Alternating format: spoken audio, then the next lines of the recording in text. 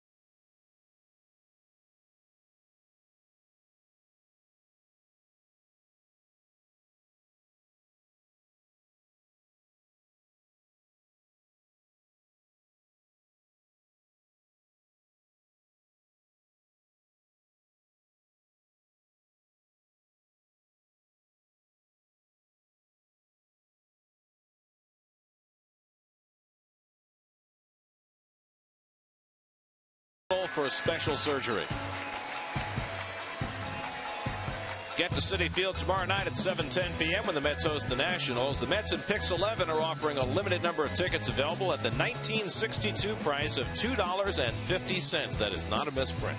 Visit Mets.com for your tickets. Here's your Ford starting lineup for the Washington Nationals, who took 2 out of 3 in Chicago to begin the season. Still without Michael Morris, who's on the sidelines with a strained lat muscle. They hope to have him back before the end of the week. But Adam LaRoche has homered in each of the last 2 games. Jason Worth still hitless as he tries to bounce back from a tough first year as a National, as Washington faces Mike Pelfrey tonight. Well, the Caesars numbers for Pelfrey last season, first time in 3 seasons that he wasn't in double figures, and right in front of Pelf before he threw, I said to myself, there's got to be someone important throwing out the first pitch. Well, it was Yanni Tseng, who's the great woman golfer, as good as Tiger Woods was 10, 12 years ago. Pelfrey, amazing last 2 starts in spring training, on top of his game with that sinker. I'm not a big golf guy. I do know who Bubba Watson is, though. You do. Oh, we'll take a look at the Lexus Mets defense, excuse me, I was a little slipping there. As you can see right there, all the homegrown players are highlighted, and that's quite a few there. Everybody outside of Jason Bay, and that's what you always like to see from an organizational standpoint. That means that you are filtering them up from the minor leagues. Well, there's a guy who knew about homegrown products in the Mets system. Davey Johnson, who was so extraordinary as Mets skipper, and now after taking over the Nats in June last year, gets his first full season as manager in Washington. You know, I do have to say, though, you know, I'll never be considered a homegrown Met because I started with the Rangers, but I honestly learned everything I knew about pitching professionally in the Mets organization. Same for Sid Fernandez. So homegrown is great here for the Mets. 7 of the 8, of course.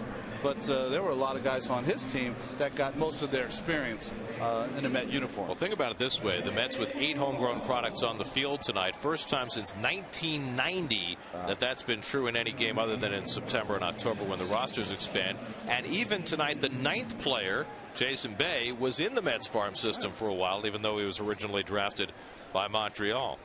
Ian Desmond lays things off for Washington. Desmond, who changed his number this year from 6 to 20 to honor his former manager, Frank Robinson. And it's working pretty good. Loves to swing at the first pitch. Has been very aggressive so far this season. First pitch of the night from Pelfrey is foul back, and he was very aggressive on that first 95-mile-an-hour fastball. And I think that first pitch is indicative of what we have seen from Pelfrey over his last couple of spring training starts. Ever since they tweaked his delivery, he is throwing hard, and his sinker is back.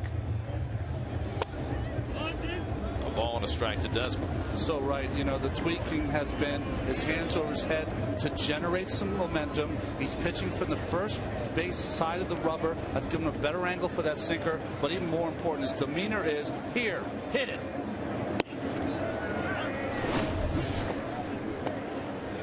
Pelfrey always has had a problem with leading with his elbow, but he's not now. Watch how his hand, as he gets on top of the ball, well, that little bit with the elbow there, that's probably how that ball. See how he turned and pronated his arm? That's how you get that kind of spin on that sinker. 2-1 to Desmond leading off with Espinosa on deck. And that one in at the knees for a strike at 95, 2-2. Desmond's on base percentage last year was just .298, which clearly is not what you want from your leadoff hitter. But he's off to a good start this year.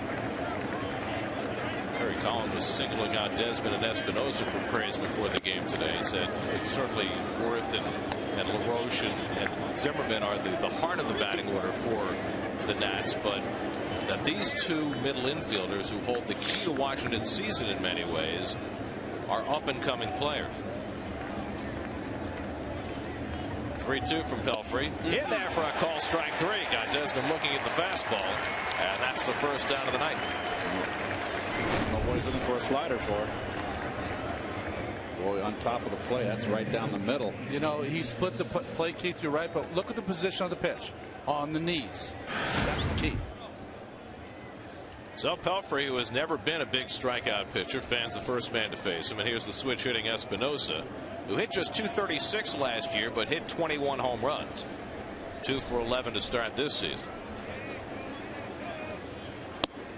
And Pelfrey just missed the outside edge, 1-0. Well, as a right-hand hitter, he's a switch hitter. You have to get hit from the right side. He's a high ball hitter, low ball hitter, left-handed. You can bust him upstairs from the left side of the plate.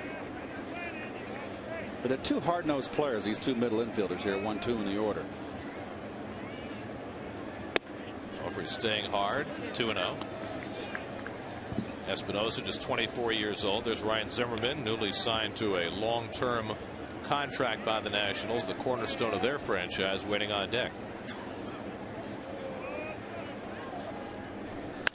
Driven to center field and a base hit for Espinosa. Neuenheit's over to play it, and Espinosa aboard with a 1-out single. Well, you know, Pelf and all sinker ball pitchers against left-handers.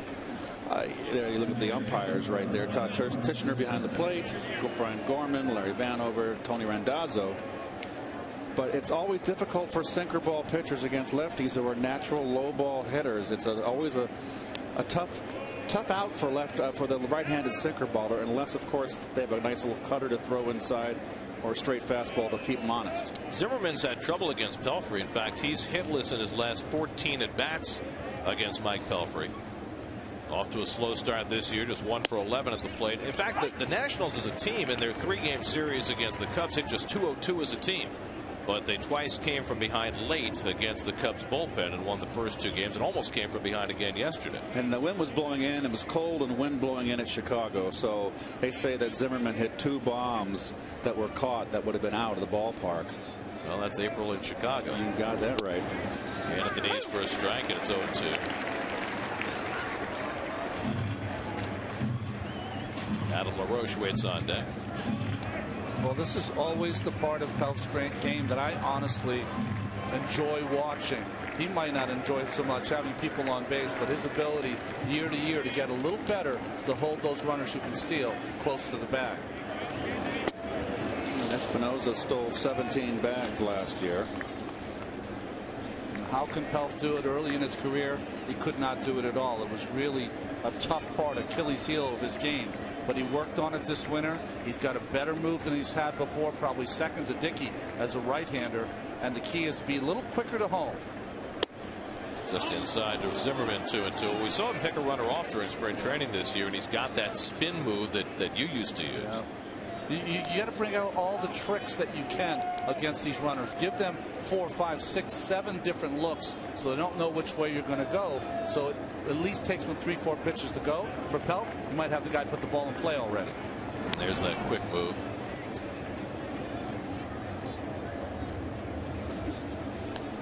Well, it's all about the evolution of a pitcher, and heck, we've seen the evolution of Mike Pelfrey from the 1st of March to the end of March. Right.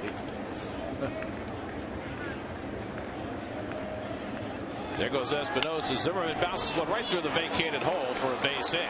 Espinosa goes first to third, and the Nats have the table set with Adam LaRoche coming up. Well, that was not a hit and run, I guarantee you. It was a straight steal, but just such good hitting by Zimmerman with 2 strikes. He goes the other way so naturally as a ball way right there, and vacated with the second baseman covering. And other than the one kind of cutter in the inside corner, all the other pitches were outside to Zimmerman. He knew he was going to get another pitch outside. Nice hitting. So here is LaRoche, who's coming back from virtually a lost season last year. He played 43 games, but he was hampered by a shoulder injury and hit just 172. Finally shut it down, had surgery on that shoulder. And he has come out of the gates hot. In fact, homered in each of the last 2 games in Chicago. This is a lineup right there. You see the defense. Neuenhuis shading the opposite field a little bit. Offensively for this Nationals team, I think LaRoche is key. They've got an abundance of right-hand hitters in this lineup. And he's right there in the middle in the cleanup spot. And I think that's where he should belong all year. Plus, it gives a left-handed protection behind Zimmerman. Infield a double play depth with first and third and 1 out. And that's off the plate. Now Pelfrey behind 2-0. LaRoche has owned Pelfrey. 7 hits and 11 career at bats. Loves the ball middle of the plate away. Loves the ball down. This is an advantage for LaRoche. Jason Worth has cut his hair since spring training. A little bit. Looking for that first hit. It's not a number 2 clipper, I'll tell you that. That's for a letter high strike with a changeup. Interesting pitch selection there by Pelfrey. 2-0 change. You know what that pitch is? That pitch is that little kind of change cutter, Gary, that Roy Halladay uses. A lot of the guys in NL East use against left-handers to get a strike. It kind of spins on that outside corner. And it's not a pitch 2-0 to swing at. No. If you're from a hitter's point of view. And that sinker misses, and now he's behind 3-1 with Jason Worth to follow. Remember that the Nats are missing one of their big hitters right now, Michael Morris, who may have been their best hitter the last year and a half, sitting out with a lat injury, eligible to come off the DL tomorrow, but likelihood is we won't see him in this series. Now behind 3-1, Pelfrey deals, and he took something off. So he threw off speed 2-0, off speed 3-1. It's that little kind of cutter on the outside corner. He was on it. He just swung through it. He was not fooled by the change of pace. That is right on it. Just got under it. Which I like better here, though. What do you have? You have 1 out, guys in first and third. Get yourself a ground ball. See if Davey's going to run the runner. Got to send Zimmerman here, right? I agree. He can steal the base if LaRoche strikes out, and he fouls it off with Zimmerman in motion.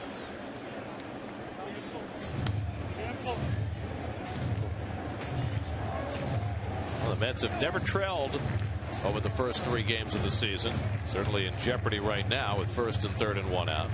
It's only the second time in their history the Mets have gone 3 games into a season without ever trailing. The Braves lacked the big hit in that opening series against the Mets, going 2 for 19 with runners in scoring position. We'll see how the Nats fare here. Good time. I know you guys don't like this play. No one does. Fake the third, go to first, or look at first. Just make him wait 1 more beat. There we go. Oh, Ronnie. 1 more beat. Prescient. Well, and also, you never know. I mean, Zimmerman's a veteran player, but sometimes guys will go on that first movement and you can make a play. I've heard it. I think it's not prescient. It's not being a good announcer. Just having tons of runners on when you're a player. It's all about experience. He wants the slider away. Here's a 3-2. Zimmerman runs, and LaRoche hits it into right field for a base hit, and the Nats take the early lead. Espinosa is in. Zimmerman goes first to third. 3 straight hits for the Nationals. LaRoche with the RBI, and it's 1-0 Washington. And an early visit to the mound from Dan Warthen. Well, just a little flat slider here. Get me over slider or see if it has plate. It has the outside corner. Doesn't really do much. To me, it's not a good pitch if you're going to throw a backdoor slider. Of all of his arsenal, Ronnie, let me correct myself. I would rather see him just throw the sinker and hope to get a ground ball. Let me ask you a question. What did he do the last 2 starts in spring training where he dominated lineups? He dominated him with a ball on the knees or lower, and he can catch the middle of the plate. He struck out Desmond on a sinker middle of the plate. You don't have to be on the corner. And now in trouble, plan B. Why so early? Stay with what works for you. Well, he threw that same pitch, didn't he? 2-0, 3-1. It's the 3rd time. Exactly. I mean, that's not his bread and butter by any means. Get beat with your best. So now Jason Worth, first and third, still only 1 out with a run in, and he misses low and away for ball 1. Worth looking for his first hit of the season. He's 0 for 10 after hitting just .232 in his first year as a National. And they say he's been flying the front shoulder out. There goes LaRoche, and it's fouled off by Worth. So a hit and run play there. LaRoche never a threat to steal a base. Can I say one thing about Davey Johnson? Yes, exactly. Davey likes to roll the dice, and he always told me that when I was in a slump, he thought I would get too selective. He'd put the hit and run on with me and make me swing. He also knows about giving Pelfrey a lot to look at here in the first inning.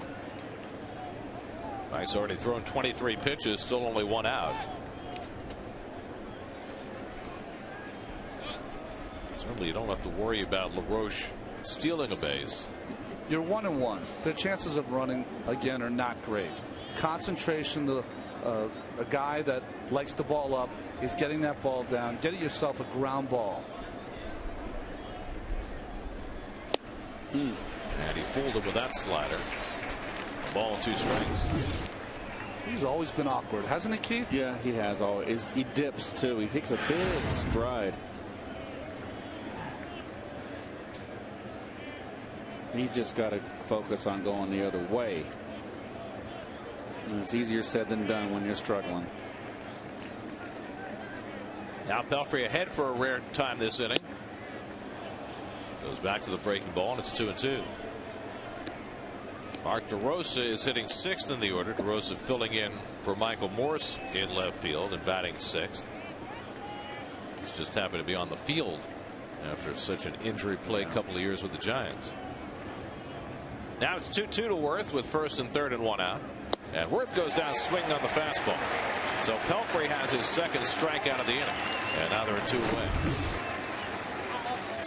Well, he just threw this by him. He just decided he was going to let it go. Right down the middle upstairs. Just beat him. But really that's been the theme of this first inning.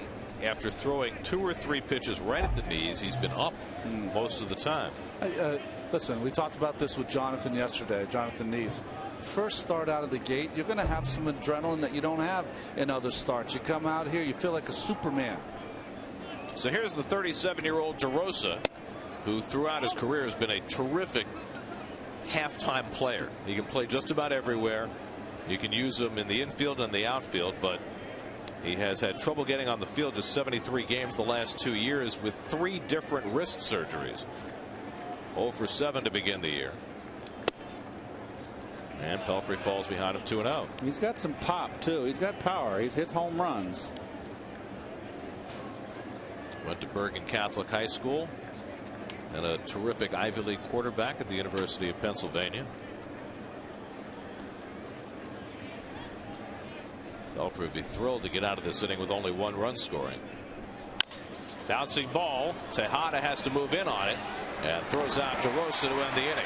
So Pelfrey limits the damage to 1 run. Mets behind for the first time this year. Will try and get it back.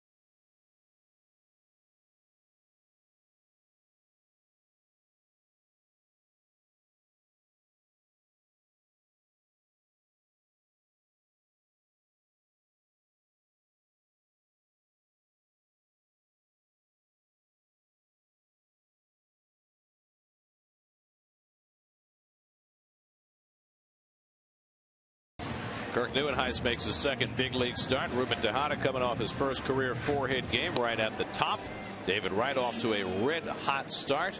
Mets hitting .320 as a team as they take on the well-traveled right-hander Edwin Jackson. Well, 7 teams that looked at that record last year, 12-9. He was a big part of that World Championship team down the stretch. The St. Louis Cardinals, probably along with Santana, the Mets, one of the best athletes on his team. He can hit, he can run, he can do it all. Edwin Jackson. And the Coors Light Nationals defense, well, Gold Glove winner right there. He is a fine fielder, Mr. Zimmerman. He's the best. And the big question up the middle, Desmond and Espinoza, got to be strong up the middle to win. Ruben Tejada leads things off against Edwin Jackson and takes a fastball for a strike. Ruben had 4 hits and 5 at-bats yesterday after going hitless the first 2 games, his first career 4-hit game. Guess he likes that leadoff spot.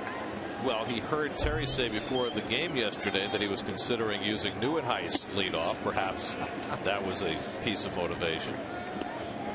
One thing Terry was talking about today, and you had talked about it during the first 2 games, Keith, is that he was hitting the ball in the air a lot those first couple of games, and yesterday it was all line drives. Correct. I mean, in the course of a full season, believe you're going to get 10 home runs out of Tejada, nor would you. Are you looking for that? Yeah, he's a 6 home run guy. You're looking for him to get on base, do the little things, hit and run, and drive in runners when he gets the opportunity. 2-1 to Ruben. And he takes up an away ball 3. Jackson throws hard. Last year averaged 94.7 miles an hour on his fastball, which among qualifying starting pitchers was 3rd in the majors. Started out his career as a 19-year-old with the Dodgers and has moved around frequently since. And he misses outside. Tejada's on with a leadoff walk. Here's Mike Belfry coming off after that extended first inning. You know, it was a tough inning, but you can see both Thole and Pelfrey saying, you know what? It was a tough inning, but we got through it with just 1 run. It's all right. Establish, get back to what you want to do. We got lucky there, got out of there with just 1. So Tejada aboard to start the bottom of the first. Here's Daniel Murphy, 5 for 13 to begin the year. Already has 3 doubles amongst his 5 hits. And he takes below the knees for ball 1. Well, this has been Jackson's problem. The thing that stopped him from being a perennial 15-game winner is that he throws hard, like you said, Gary. His control has never matched his ability. Last year, 199 innings, 62 walks, which is not terrible, but he also gave up 225 hits.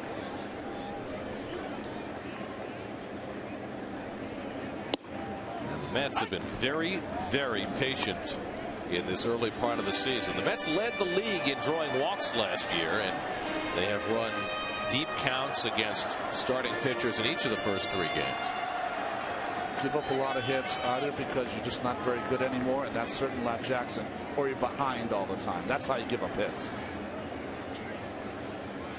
Tejada with a healthy lead, not a real base stealer, and Jackson checks in on him. Well, over Jackson's career of little under 1,100 innings pitched, he's given up almost 1,200 hits and 440 walks, so it's a lot of men on base. Son of an Army sergeant, that's why he was born in Germany, grew up in Columbus, Georgia. 6th round pick by the Dodgers in 01. 1-1 to Murphy. Right back to the mound, but under the glove of Jackson and into center field. Tejada will stop at second base. It's overrun for a moment by Bernardina, but too late for Tejada to make another move. That's a ball that certainly appeared destined for a 1-6-3 double play, but it went right under Jackson's glove. Good sinker down and away, but that's Murph's strength. Had to let go with one hand a little bit here to reach it. You see that? Oh, it broke. So got it off the end. Wow.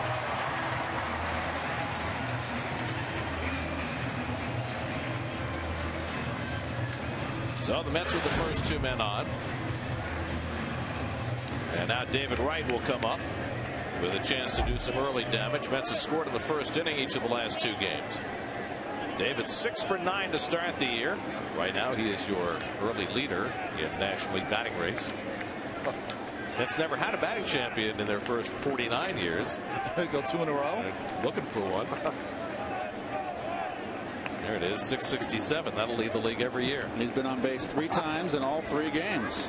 692 on base percentage. That leads the league. Up and in for ball 1. More importantly for David, now has 728 runs batted in his illustrious Mets career, just 5 behind Darryl Strawberry for the club record, and he can get 3 in a hurry here. Mike Davis waiting on deck. I'd be very surprised not to see David go to right field or that right side his first at bat against Jackson, who's been pitching everyone away so far. Espinosa cheating toward the bag at second to try and keep Tejada close, and David hits it out to right field. Worth moving back, has plenty of room. Tagging at second is Tejada. He'll move over. So Wright flies out for the first out, but now Tejada at third with 1 away.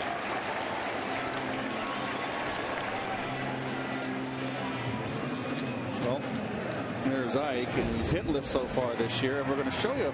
Look on the left how low his hands were. Now he brought him up, but then I think that Dave Hudgens got him and said, hey, that's way too low, way too much movement. Now look what he did yesterday. He's more in a hitting position. Now he's just pulling off there. You see, that's been his issue right now early, and it's early. I like what I heard earlier in the year. What he said in the paper, he said, I'll get them a little out in front. It's great what you notice, but isn't that unusual that that would happen so early in the season? 0 for 11 to start the year. 5 strikeouts, a spot where Jackson would love to get a strikeout. First and third and 1 out with the Mets down by a run. And Davis gets tied up and laid off. Ball 1. Titchener's got a little tight zone. Oh, they just called it a strike, did they? They called it a strike? I thought on the swing, maybe not. They just, yeah, they did. Changed it. I did not see the appeal to third. Yeah, I don't know. It must have been the catcher. Oh, he didn't swing. No. So it's 0-1 to Ike, and no argument from Ike. Who has been in it with umpires several times already this year, and the breaking ball in for a strike, and it's 0-2.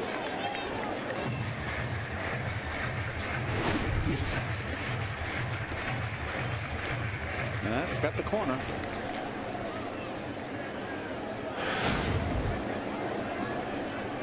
So Davis has found himself behind in the count frequently early in the season. Now 0-2 in a spot where he needs to make contact to try and get Tejada home. And it's upstairs 1-2. You know, for Murph on first base, as Ike tries to reel it in.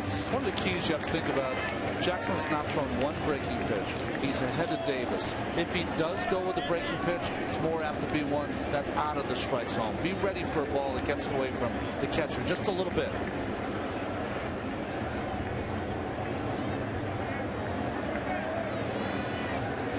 Now at 1-2, Davis watches low and inside as Flores goes down to stomach. 2 balls, 2 strikes. Nice block. Jesus Flores, the former Met farmhand who missed so much time because of shoulder surgery. Now the backup to Wilson Ramos. These catchers, they're amazing. How they do it. Practice, I guess, right? So now Ike has gotten himself back even.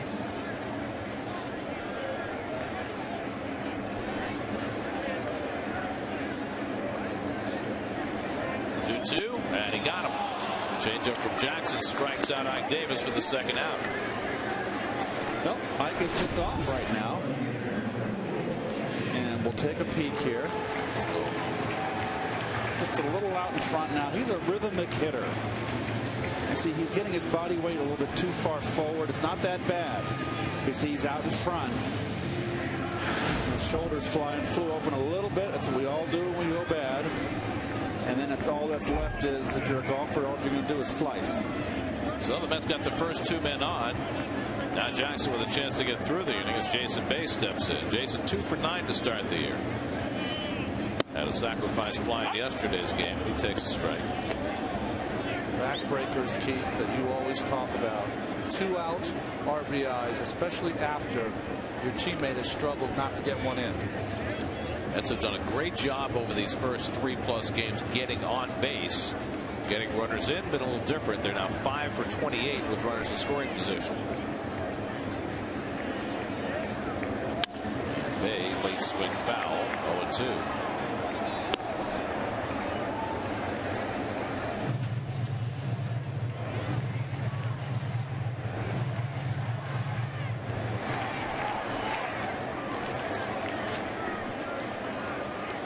Had never faced Jackson until last September, where they beat him up pretty good in a game in St. Louis. In fact, he was matched up against Pelfrey that night. Mets got 5 runs in 5 innings against him. 9 hits.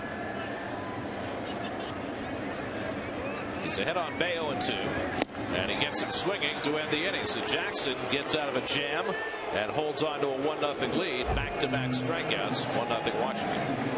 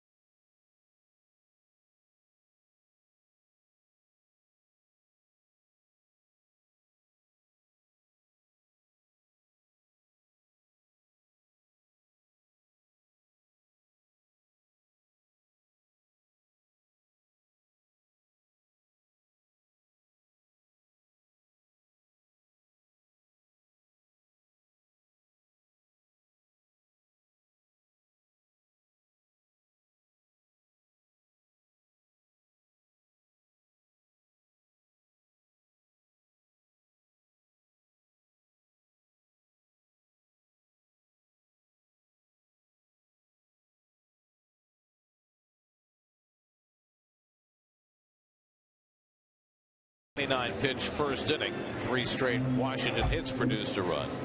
They'll face the lower third of the order in the second. Roger Bernardino will lead things off.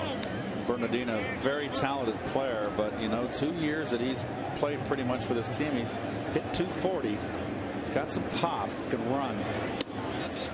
Well, he just might be a 240 hitter. He's just keeping center field warm for now. Yep. Yeah, Rick Ankiel won the job in spring training, but he's on the disabled list right now with a quad injury. He is eligible to come off this weekend. And you got that guy down in AAA, don't you?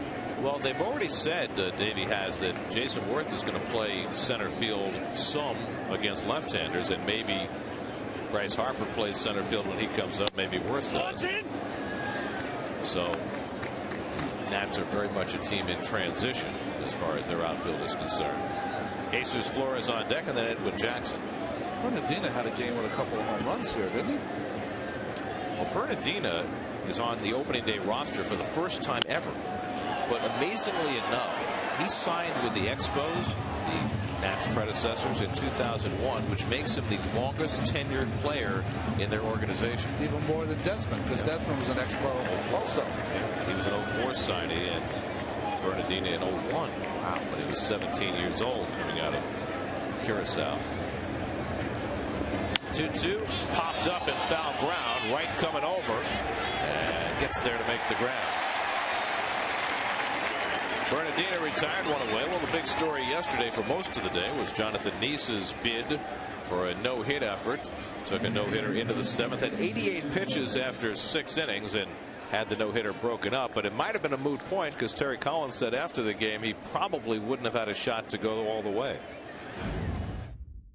Dan and I had already talked about it. We were going to actually give him about 115 pitches to see where he was going to get to, because he has thrown over 100 in spring training. So we thought that would be max in any case. So it was Jesus Flores, but of course it was also interesting to hear Neese's take after the game.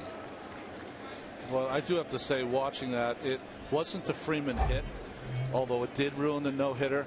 It was the Uggla at bat prior to that. Uggla took a lot of pitches, worked out a walk, got the pitch count to 95, and I think all three of us felt up here that at that point really made the no-hitter move. There was no way he was going to get it unless he just sailed through a maybe 5 or 6 pitch effort in the 7th. That's the final line for John. Certainly not reflective of the way he pitched. Wound up giving up 4 runs. They added an earned run, right, Gary? They did. They added it today, and that was correct. We thought yesterday it should have been 3 earned runs, and the official score yesterday announced 2. So Neese's ERA takes a little hit, but they don't take away the win. Yes, you got the win. The win is more important. He was William in the paper this morning. That's right. Jesus Flores making his first start of the year after Wilson Ramos caught the first 3 for Washington. And he goes down swinging. That's 3 strikeouts now for Pelfrey. Well, here's what Neese had to say after the game in response to Terry saying he would have come out. I would have ran back out there. it'd have been hard to take me out, that's for sure. And hard for any manager. I mean, how difficult is it as a manager in an organization that's never had a no-hitter? Pitcher just signed to a new 5-year contract extension. I mean, those considerations made that so interesting, just in terms of what would have had to go through Terry's mind and how much Neese would have fought him if indeed it had come to pass that he tried to take him out after 8 innings. Well, with Edwin Jackson up, that makes an interesting point, because when he threw his no-hitter, Gary, how many pitches did he throw? To 149 pitches, which is the most that any pitcher's thrown in a major league game over the last 7 years. There's the tweet of the game. What are your thoughts on whether pitch counts should enter into a decision to leave a pitcher in? Let us know what you think.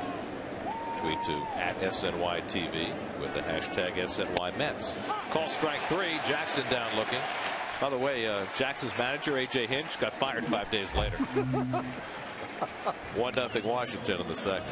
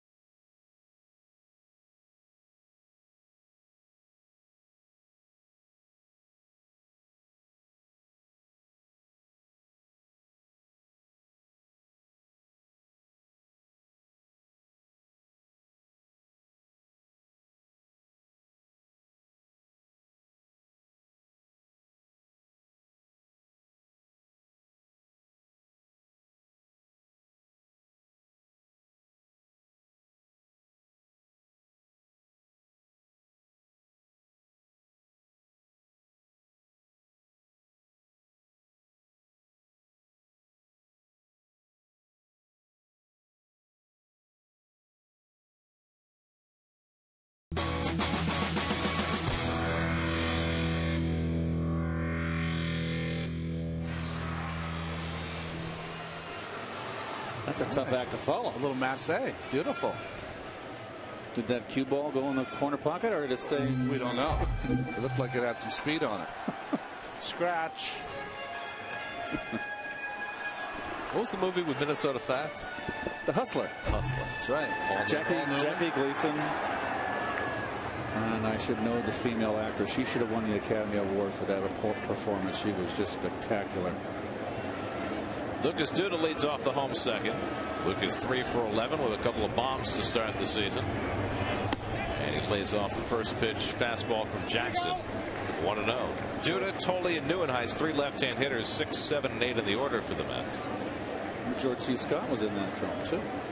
And then didn't they do a remake with Tom Cruise and Paul Newman, Color of Money? Yes, they did. Yeah, that was not in the same ballpark. No. Well, different era. Let's face it, it didn't have the dark quality that the Hustler had.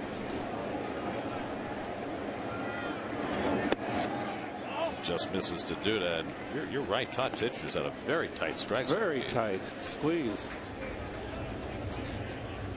Titchener, the youngest umpire of the crew. The female lead was Piper Laurie. She should have won the Academy Award. She was wonderful. Duda lifts one out to left center, and Bernardina easing over. 1 away. So Jackson, after giving up a walk and a single to start the game, has retired 4 in a row. 1 out and nobody on. Here's Josh Tolle. Josh had 2 hits in each of his first 2 games this year. Mike Nickias caught yesterday.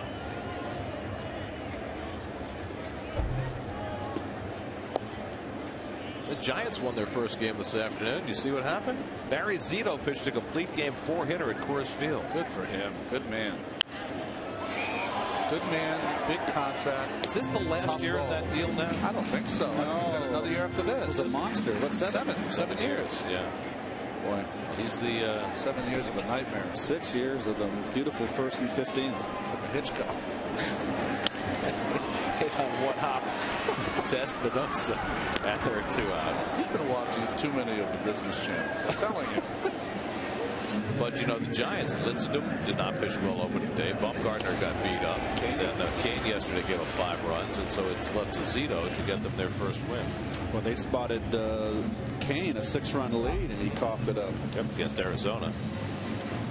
Here's Kirk Neuenhuis, his second big league start.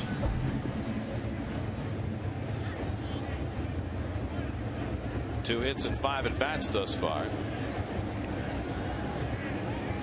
I was surprised to read this today. At 24 years old, Kirk Neuenhuis is the youngest major leaguer to play center field in a game so far this year. Wow. Yeah. Well, the kid in Anaheim was younger than that. Burgess? No? I thought so too. It's pretty funny because we got a couple of the oldest, don't we? Well, Andres Torres is the second oldest to play center field in a game this year. Marlon Byrd is the oldest with the Cubs.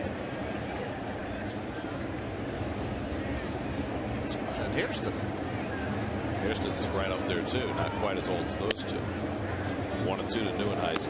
Zito signed for next year at $20 million, and then a team option for 2014, $18 million or a $7 million buyout. Oh, geez. Either way, you're a winner. Either way, it's $27 million after next season.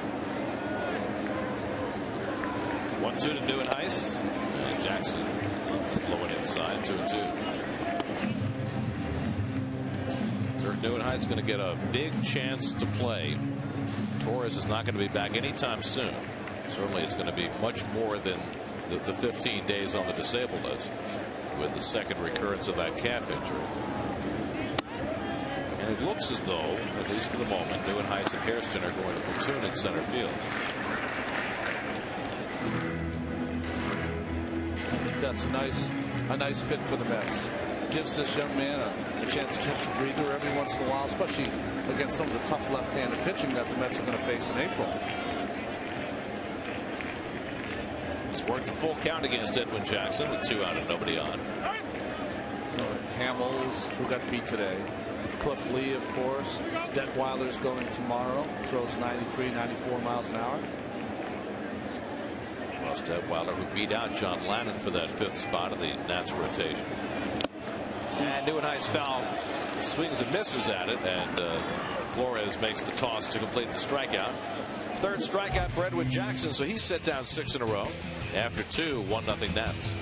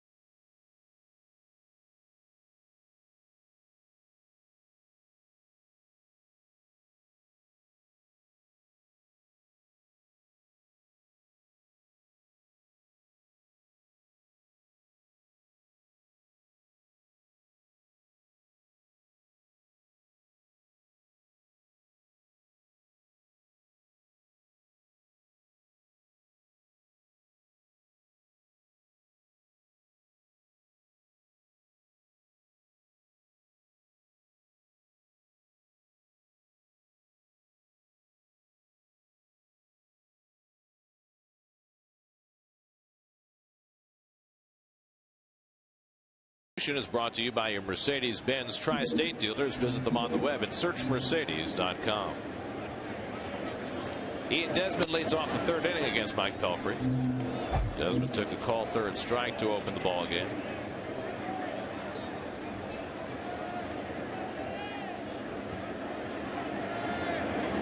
And Desmond rockets one up the middle, and he's got himself a leadoff hit. So Desmond aboard to lead off the 3rd. Let's check in with Kevin Burkhardt. Oh, there's a lot of talk, guys, and from us included when we did the spring training games about this top of the Nationals order and the on-base stuff. These guys getting on base, setting the table for the middle of the order. I talked to Desmond today, and I heard you guys talking earlier. He is aggressive. He likes to be aggressive. And the on-base percentage thing, I don't know if it's even a word in his vocabulary. He likes to hit. I asked him about walking. If anybody, talked to him about getting more walks or trying to work out more walks, and he said, no one in the organization has said that. They want me to be me, and I feel comfortable being me. That's being aggressive. He said, to me, a walk is when a pitcher is worse than I am at that particular plate appearance. He said, when the pitch is around the plate, bottom line, I'm swinging, as he just did there, guys. Well, he's definitely an aggressive hitter. They want more on-base percentage from these 2 guys at the top, but they're young, and you'll see if the improvement comes as they get more experience and become veterans. Desmond 25 steals last year. Pelfrey will pay him considerable mind with Espinosa at the plate. Already seen Davey Johnson put his runners in motion a couple of times with Pelfrey on the mound, not necessarily in steal situations. This is where we're going to really see the quickness of Pelfrey, his move, which has become so much better, but even more importantly, he is a sinker ball pitcher. That's what he wants to get here, try to get a double play, and the defensive positioning of Murphy close to the bag at second base to allow him a little more time to get that throw off. Let's try to watch how that evolves as far as the hold between Ike and Murphy this season.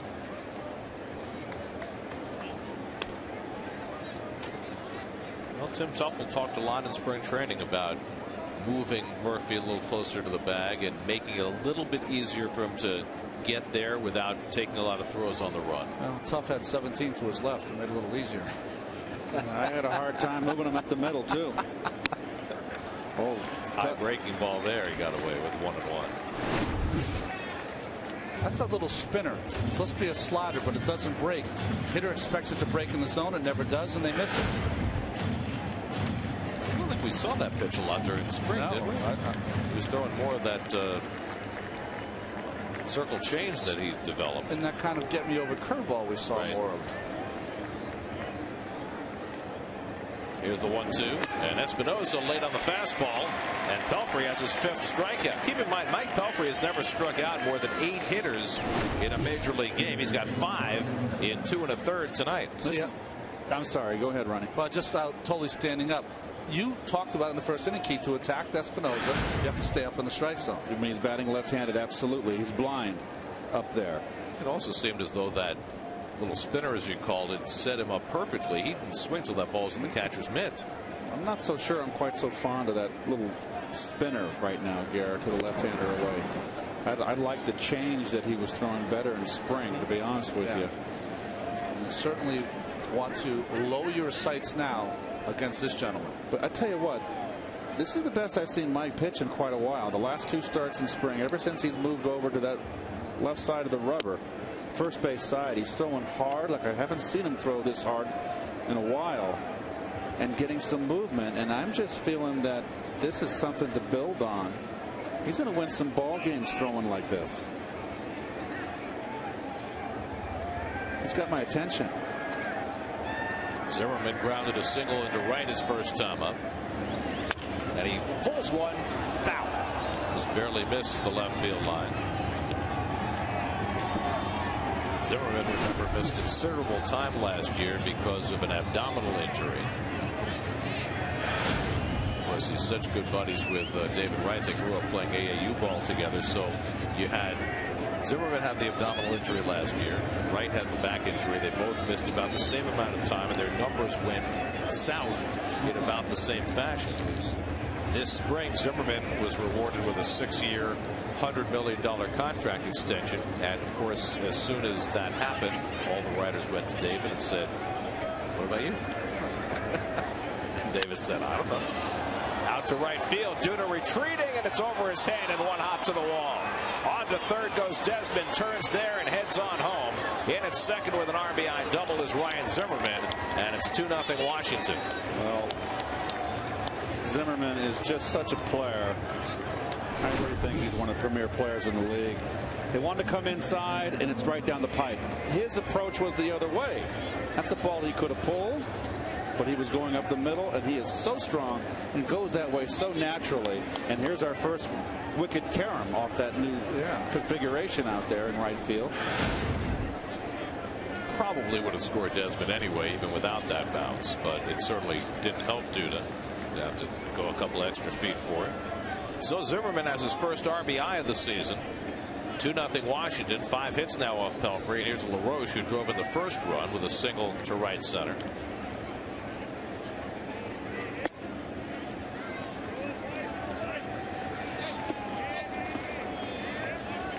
LaRoche off to a very hot start.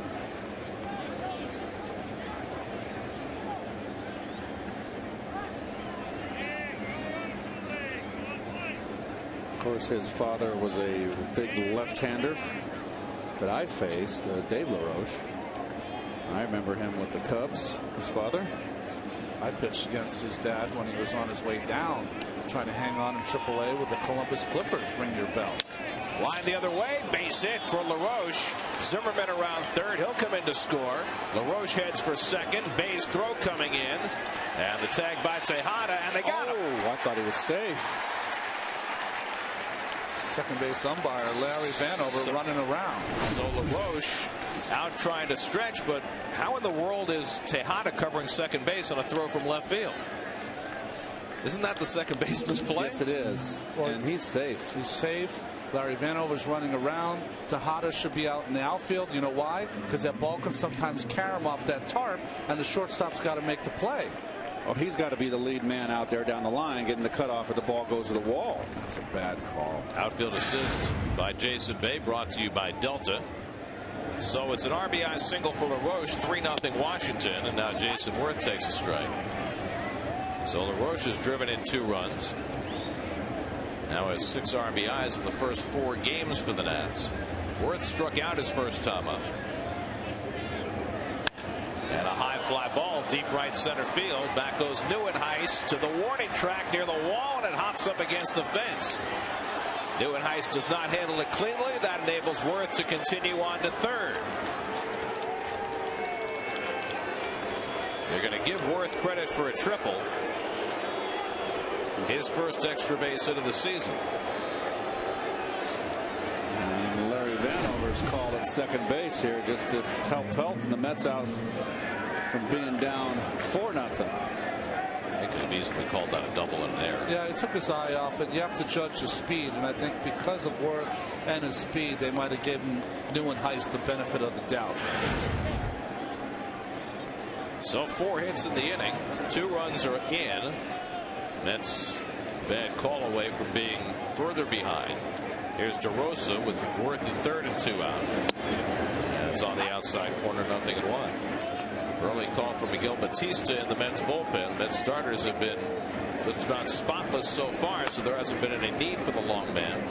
The Mets have been in the lead to every game, and Terry Collins has expressed in the papers that he wanted to get Batista some work and Acosta some work tonight if possible. Well, Terry also said today in regards to Frank Francisco and the fact that he's worked in all 3 games that if he needs an alternate closer, he might use Batista in that role because he feels he has the versatility to do just about anything. I wouldn't be adverse if you had to get a save. If you got a couple of left-handers up in the 9th inning, using Burdak if he's still available late. Brian Gorman, the first base umpire, ruling the half-swing strike. And Pelfrey up in the count 1-2. Mike has struck out 5, but he's given up 3 runs and 7 hits over 2 2/3. So it's been an odd outing for Pelfrey so far. Here's the 1-2. The slider misses. 2-2.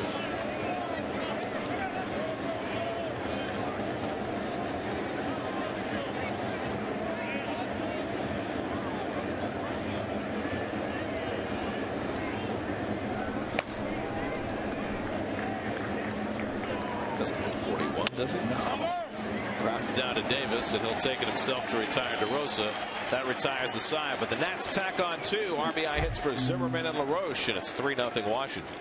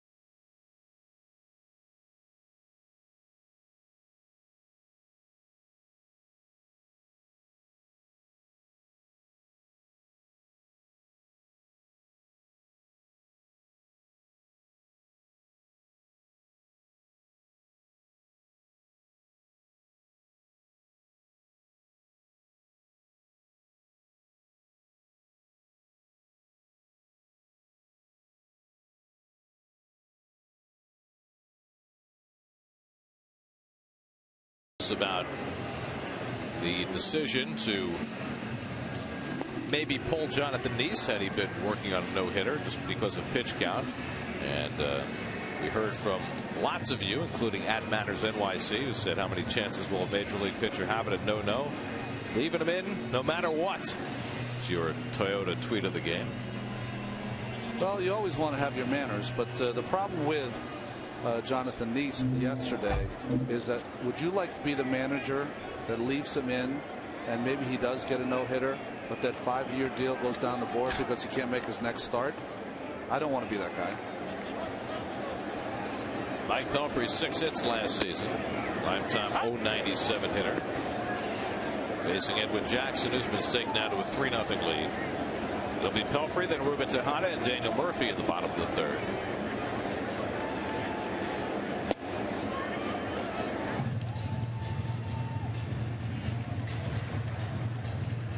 I can't say that I disagree with you, especially considering that it's his first start of the year. Line down the left field line, and Pelfrey's got himself an extra base hit. So Mike, who had a much better year swinging the bat last season than he'd ever had before, has just his 5th career double. Fastball inner half. Down, more in. He just got the barrel out. Nicely done. Nice swing. If you're going to get hurt with a pitcher, it's middle of the plate in, because every one of them bails, so that inside corner becomes middle of the plate. I keep telling you, one of these days he's going to hit a home run by accident. He's so big and strong, right? It just gets one on the barrel. You think that'll quiet David for a while? He'll have to, right? Never. Kidding me? He'll get on his trot, his home run trot. So the Mets have their second hit. Ruben Tejada walked his first time up. That's got the first 2 men on in the first inning, but Jackson was able to work out of it on a fly ball and a couple of strikeouts. So one area where the Mets have struggled over these first 4 games. Runners in scoring position, now 5 for 29. So Daniel Murphy on deck.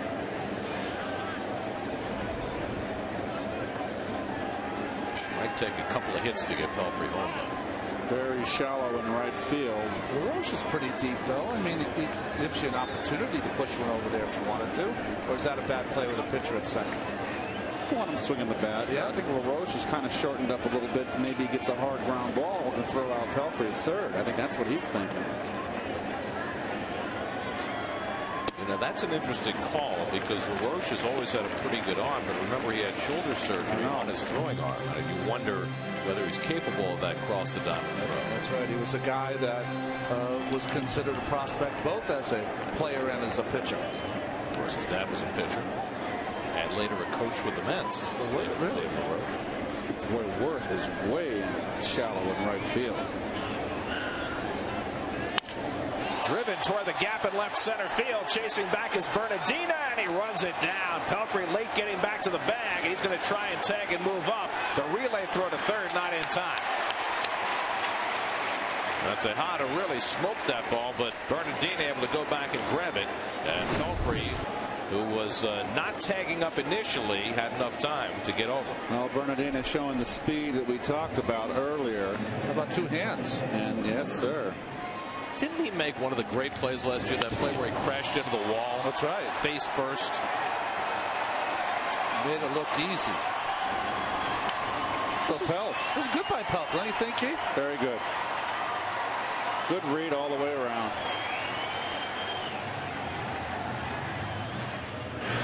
Pelf's so tall it could start sliding like around midway between second and third. The slide was a little late. So now the infield back. Nats with a 3-run lead will concede the run on a ground ball with Murphy the batter. And Daniel takes a strike. Murphy hit one right under the glove of Jackson up the middle for a base hit, his first time up. Well, the only place that Murph does not want to hit the ball is back to the pitcher, and third baseman is Ryan Zimmerman. Good at bat by Tejada. By the way, we talked a lot last year about Met pitchers and how unproductive they were offensively. It's a small sample so far, but Met pitchers are 3 for 7. That's right. Dickey had a hit, Neese had a hit, and now Pelfrey has a double. 1-1 to Murphy. This is 2 balls and a strike. One thing you have to watch out as a pitcher, Pelf, a big guy, as David Wright's on deck. A hard ground ball to an infielder, even back, you've got to really bust it, because they might take a shot at you. They're not going to give it to you. Got Zimmerman in at third. Everybody else is back. Dan was just 2-1 there, sitting the fastball, and got that hard slider in the dirt. Tough pitch to lay off. We've seen both Neuenhuis and Murphy go after that pitch down and in. Let go with one hand there. It's that emergency swing right there. He's the master of the emergency swing. Tough strikeout. Hasn't struck out yet this year. Excellent 2-strike hitter. Taps one toward third. Fair ball for Zimmerman, and the throw in time to get Murphy as Pelfrey holds.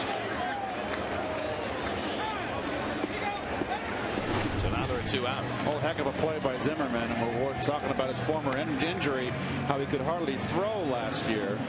Well, this is no easy play right there, and right on the money. You know what's interesting about this play? One, it's great. You said that Murphy can't hit it to the third baseman, but an experienced everyday player runner follows him in as he comes into that play and walks home as soon as he makes that throw. Of course, the pitcher is not going to make that play. So it's left to David Wright with 2 out. Pelfrey in third. Jackson will work out of the full windup.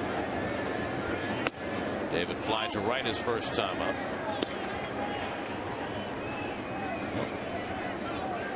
He's Gold Glove on his mantelpiece. And most deserved.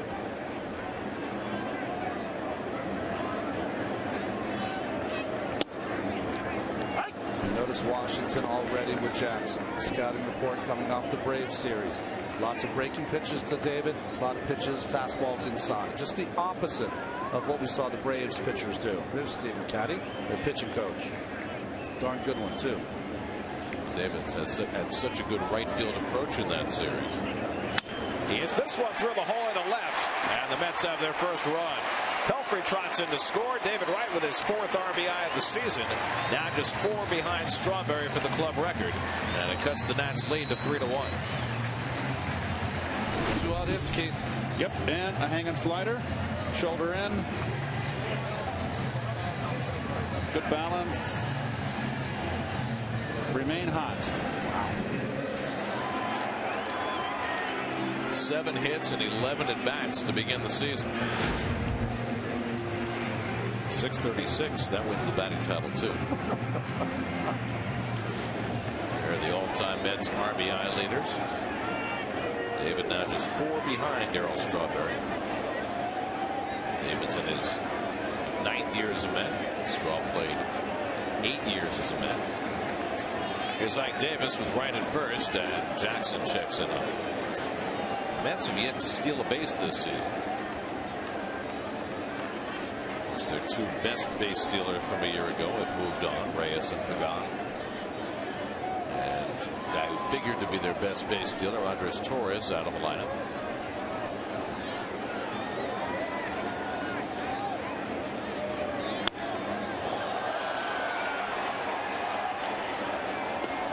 Ike struck out his first time up. 0 for 12 to start the year, and half of those have been strikeouts. There's something there, Keith. I don't know exactly what it is, Jason Bays, on that. It's almost his body's in front of his bat. His body is lunging a little. Not lunging. He's kind of floating forward a little bit. He'll bring it back. Tying run at the plate in a 3-1 game. Ball and a strike. What I see from Jackson so far is that he hasn't got a great big breaking ball when he throws it for a strike. He's got that sharp when he throws in the dirt. It's hard to lay off. But when he throws his breaking ball for a strike, it's not a great breaking ball. He does throw hard though.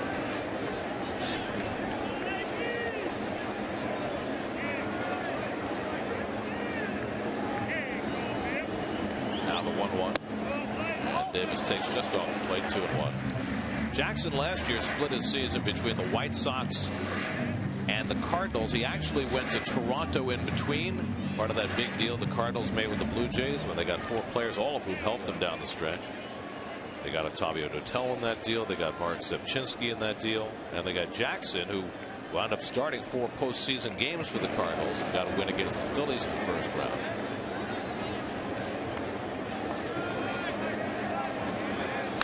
Pulled down to first, and LaRoche handles it cleanly for the final out of the inning. Alan LaRoche, always a fine glove man down at first. But the Mets get their first run. Mike Pelfrey getting it started with his 5th career extra base hit. Chased home on a 2-out hit by David Wright. 3-1 Washington after 3.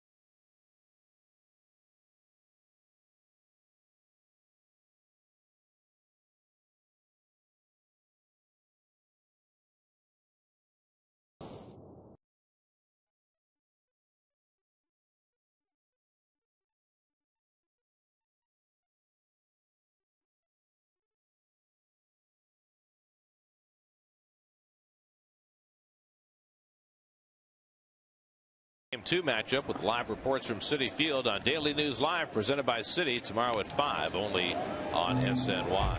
First curveball of the night thrown by Mike Pelfrey, starting off Roger Bernardina. Ball 1. Bernardina fouled out to third his first time up. Johan Santana getting ready for his second start, matched up against Steven Strasburg Wednesday afternoon. That should be an event. Strasburg had a very successful first start, went 7 innings against the Cubs, which means he's got 153 to go. I mean, the Nats have been very outspoken about limiting Strasburg to 160 innings this year. Bouncing ball toward the middle, and Tejada ranging over. Throws out the speedy Bernardino one away. What I want to know is if they get to September and he's approaching 160 innings and they're in a race, what are they going to do? Let me ask you a question. Why do these organizations, here we go, here's the matchup on Wednesday, why do they want to pigeonhole themselves? Why don't they just keep their big mouth shut? There's no reason to tell anybody that he's on any innings. They don't owe anyone that. That's right. Just shut your mouth and let him pitch. And if you get to that thing, then you make a decision. Because, you know, people just love hearing themselves talk, including maybe us, what we do. But well, let me ask you this. If indeed they are going to limit it to 160 pitches, would they not, especially innings, yeah. 160 innings, would they not be better off, considering how good their bullpen is, just to pull them after 6 innings every start and not let them go any deeper in a game? Nothing better for baseball than taking a great young pitcher and not letting him be great. Nothing better than that. We should try that the rest of the way. See how it goes in 2025. I mean, come on. He's 6'4", 240 pounds. Well, here's the other thing. I mean, you're protecting a pitcher because he's a valuable commodity, because you want to keep him healthy. But and I always hear that, and I totally agree with that. I agree. But take it the next step. Why is it that you want to keep that pitcher healthy? Because you want to win a championship, right? And if you have a chance to win a championship, unless there's an imminent threat of injury, why wouldn't you go for that? There's no artificial way to keep a guy healthy. They did everything you're supposed to do in the minor leagues, and what happened? He had Tommy John surgery in his first year. I mean, please, I'm so sick of the people who never played in the suits, or they got the white smocks on, saying, I know how to legislate when a guy is going to get hurt, and I give him these innings or that innings, and he's definitely not going to get hurt. They did everything they're supposed to do. They did it all by the book, and his first year he gets a Tommy John. Way to go. Fantastic. Great job. Did everything by the book. There's no book. There's no book. You either go for 10 and you're great, or it just happens. This is how it goes. So, just sick of hearing it. I'm in your camp. Don't get mad at me. Well, I have no one else, too. Belfry almost knocks Jackson down as he's trying to bunt. I see both sides of it, and I understand your frustration as a pitcher who was able to go out as a relatively young pitcher and throw 200+ innings. But I also understand that there's a lot more invested in these guys, and it makes them more cautious. I totally understand all of that, but do not tell me you got the book. There is no book. I like that you're trying to limit them in innings. I like what you're trying to do in the minor leagues. I like that if they throw 30+ pitches, you take them out. Yeah, I know you're trying to do all those things so they don't throw pitches under duress, but there's no book. There's no book anywhere. So don't tell me there's a book. Jackson gets the bunt down. Pelfrey gets the force, except that Tejada could not hold the ball, and everybody's safe. Tejada was off the bag, too. I was questioning whether he was going to give him that. It appeared from Vanover's actions that he was going to give it to him if he had held it. But he came off with the throw. That's a good hard slide there and good hustle by Flores. Tagged him right in the helmet. Now who's going to get charged? That's when the ball came out. Who's going to get charged with the error here? Pelf on the throw? They may just split the difference, call it a fielder's choice. Sacrifice. Nope, they're going to call it on the throw. So it's no sacrifice. I agree. Choice error on the pitcher. I agree with the call, because if you make the throw, you got the out. Here's Desmond with 2 men on. Nats already up 3-1 in the 4th. And Desmond hits it the other way toward the right field line, and that ball lands foul.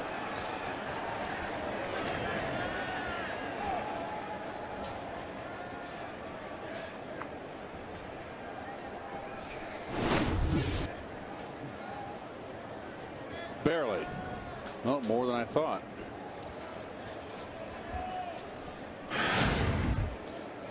Guys, just wanted to chime in on the great conversation you're having about Strasburg and pitch limits and things like that. I talked to Jordan Zimmerman, who was on the same pitch limit last year for the Nationals, 106 innings. He said, I didn't notice any difference. I just went out and pitched until they took the ball away from me. But I'll tell you what, if we were in the mix, I would have definitely gone in the manager's office and said something. And I'll tell you the other thing, you know, sitting the final month out, you know, I didn't think it was going to be a big deal because I missed 12 months anyway, recovering from Tommy John surgery. That 1 month out was way worse than sitting out the 12 months from Tommy John, guys. Well, I think that's another piece of it, is that pitchers have become accustomed to missing chunks of time. Weak ground ball right at the bag. Wright steps on third, throws to first for the double play. So they double up Desmond, 5-5-3, and that gets Pelfrey through the top of the fourth. 3-1 Nats with Bass set to lead off.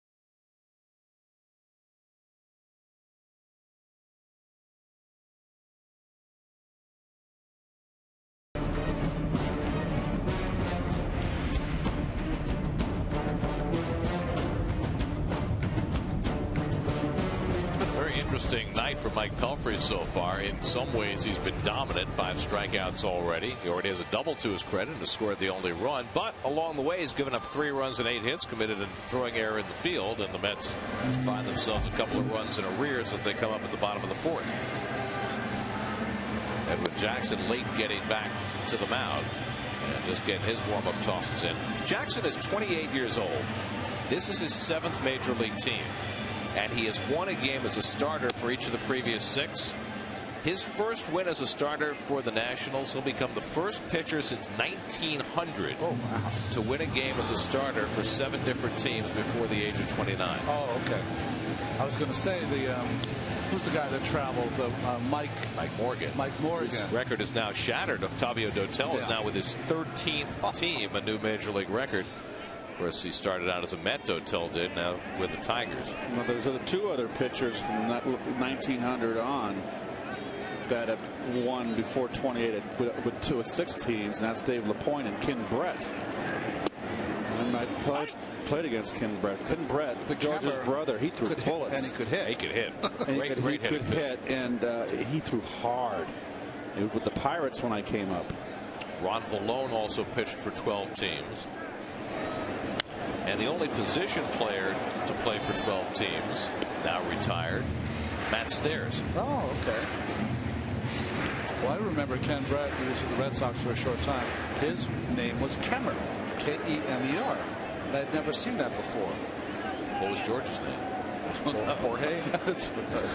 Swing and a miss, and Bay is out on strikes for the second time, and things continue to go poorly for Jason. He's seen 6 pitches today, 2 strikeouts. Up the ladder and by him, and you can see the look on his face. He is, I hope, not getting dejected.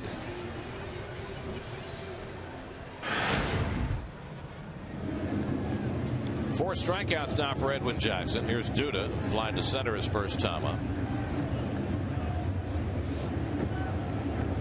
And Lucas takes an inside fastball at 96. Looks like Jackson's just starting to dial it up. Began the game at 91, then 93. We mentioned that he averaged 94.7 on his fastball last year, so not surprising to see him touch 96. Duda gets under one to right center. Angling in is Worth. 2 out. No one's hit the ball overly sharply in the air, but ball here at night seems a little different than it traveled on our first 2 night games. And there's a side view of Lucas. He got tied up inside here. This is really in his wheelhouse if he's looking in. Oh, we got a little towards the end. A little bit too quick. It's a nice swing, is it? That's a power swing. Right at the feet of Tolley with that 96-mile-an-hour fastball. Josh grounded out to second base his first trip. That's got their run in the third. A 2-out RBI single by David Wright.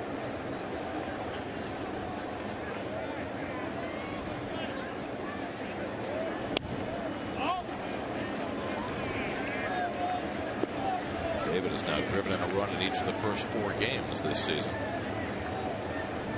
He may catch Strawberry by the end of the week.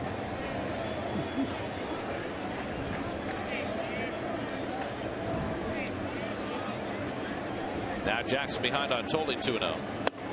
And now 3-0 with Kirk Neuenhuis waiting on deck.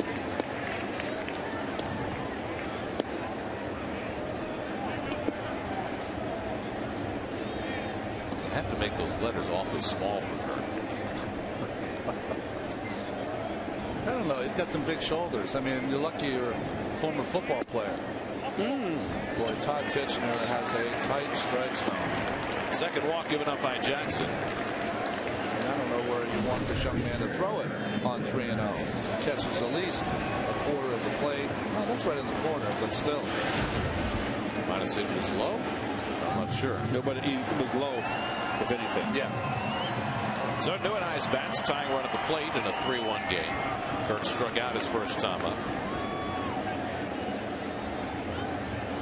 He's going to throw him a lot of sliders down and in until he proves he can lay off it.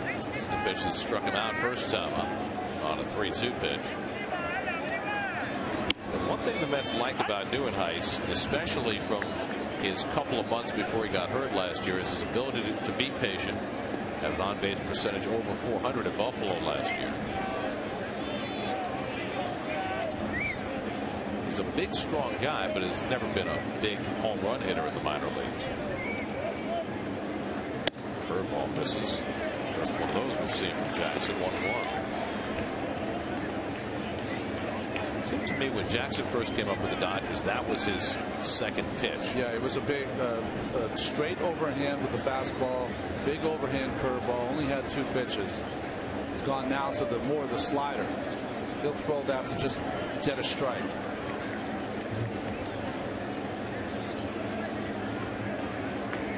Comes inside to Neuenhuis with the slider, and it's 1-2. He's got those left-handers swinging that down and in out of the strike zone breaking ball, which tells me that it's a sharp breaker. Not seeing it, right? It's tough to lay off that pitch.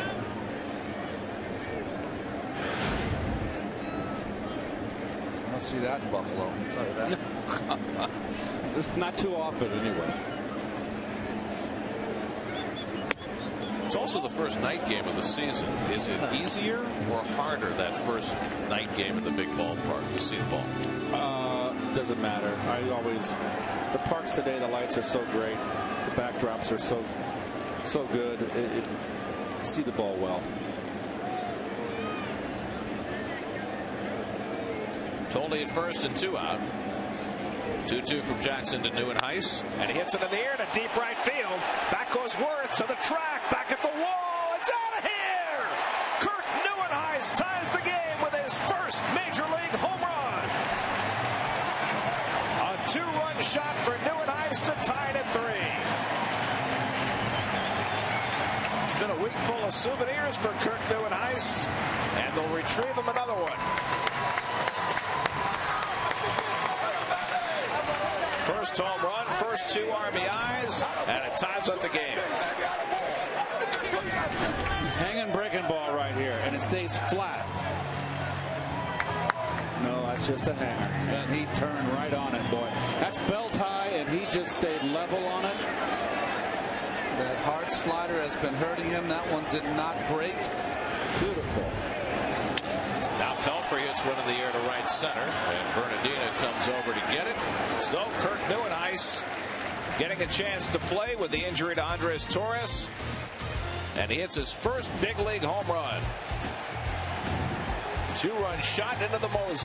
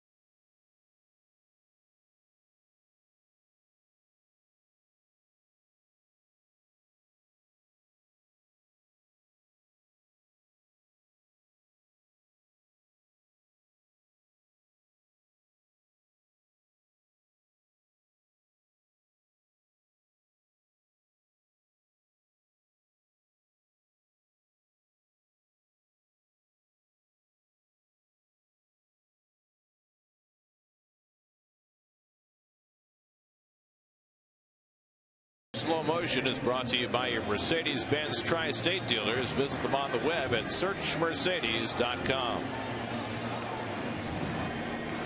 Kirk Neuenhuis hit just 6 home runs in the minor leagues last year for Buffalo before his season ended with shoulder surgery.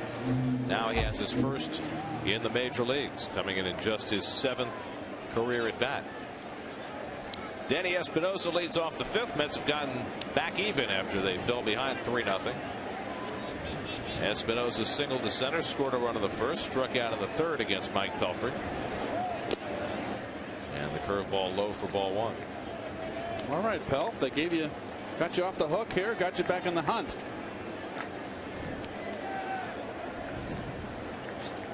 Espinosa, Zimmerman, and LaRoche 2, 3, and 4 in the order up for Washington in the 5th.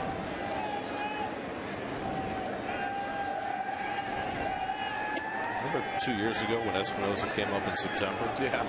And he had a huge game against the Mets. Hit homers from both sides of the plate, drove in 6.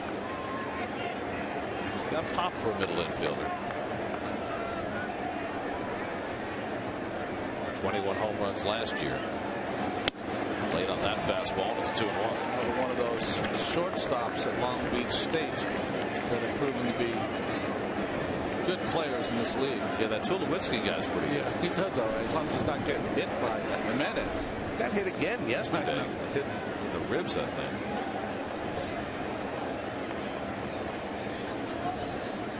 By the way, I mentioned that Barry Zito threw a shutout against the Rockies today.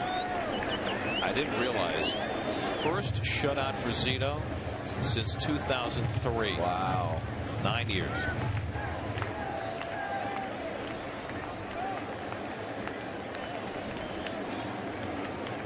Two from Pelfrey. Good pitch. In there. Call strike 3. Caught the inside corner with the fastball.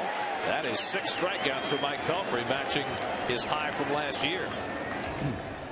1 out and nobody out. Let's check in with Kevin. You know, guys, as we watch Josh Thole catch Mike Pelfrey, and we saw this all spring, it's pretty evident that he's gotten a lot better, especially blocking baseballs. He told me it's the most blocked balls as far as drills are concerned he's ever had in his life. He worked in the offseason with Bobby Nadel. He's the Mets catching instructor. And there's a couple things he did. Number one, looking at tape, didn't realize that he didn't really have one set catching stance. He was all over the place. He said, now I've got a wide, comfortable stance. He said, you know, I was narrow before. What it actually prevented me from doing is, honestly, on a ball between the 5-hole, I couldn't really collapse my legs properly. I was too narrow. I also saw on film that sometimes I'd go to frame a pitch on the outside corner and my elbow would actually get stuck on my left leg, believe it or not. So these subtle things as Zimmerman going deep. Doing it, giving chase, and he got there in time to make the play. So he's got that nice wide base. And how did he get better at blocking baseballs? They did a drill every day. And here's what happened. They put the pitching machine on game speed, and Josh would not know when the ball in the dirt was coming. So it would be fastball, all of a sudden ball in the dirt. He did that every day for a bunch with Bob Guerin and Bob Nadel. And so far, at least in the spring and early on, it's paid off. Guys? So what is the moral, the lesson in that story? Practice, practice, practice. But it's also about consistency. Yes. You know, it's the only way you're going to get better. The weak parts of your game, the only way to improve is to practice. You're talking about practice? Certainly. Thanks, AI. Adam LaRoche 2 for 2, single to right center, single to left. Each one drove in a run. Probably should have had a double his last at bat, but was called out at second base. Jason Bay throwing him out on a questionable call. Like that pitch. Thole came so far inside that Pelf had to get the message. The message was, I don't want a strike. I want one under his chin. Thank you. Notice that Pelfrey these last 2 innings has introduced his curveball, something we did not see the first 3 innings. It's 2-1. LaRoche wants to pull the ball, loves to hit the ball deep, throw your sinker, see if he'll roll it over. Go to your best pitch. Let's have 3 infielders on the right side against LaRoche, which they did not do either of his first 2 at bats with runners on base.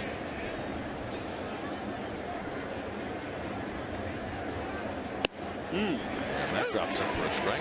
2-2.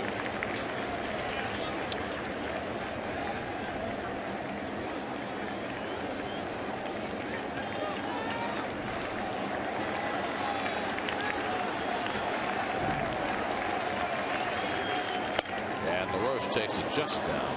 3-2.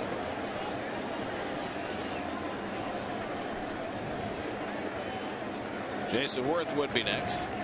Pelfrey looking for his second 1-2-3 inning of the night after the Mets tied the game for him. 3-2 to LaRoche. Good eye. And that just missed, ball 4. So there's the first walk of the night given up by Pelfrey. And that'll get Dan Worth into the phone.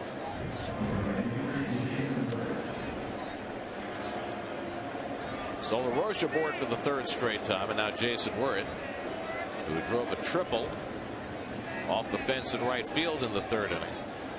His first extra base hit of the season. His first hit, yeah. Yeah. Watch out for Worth. If he goes to right center, feels like he might try to come back in. He might look in, at least for this first strike. Well,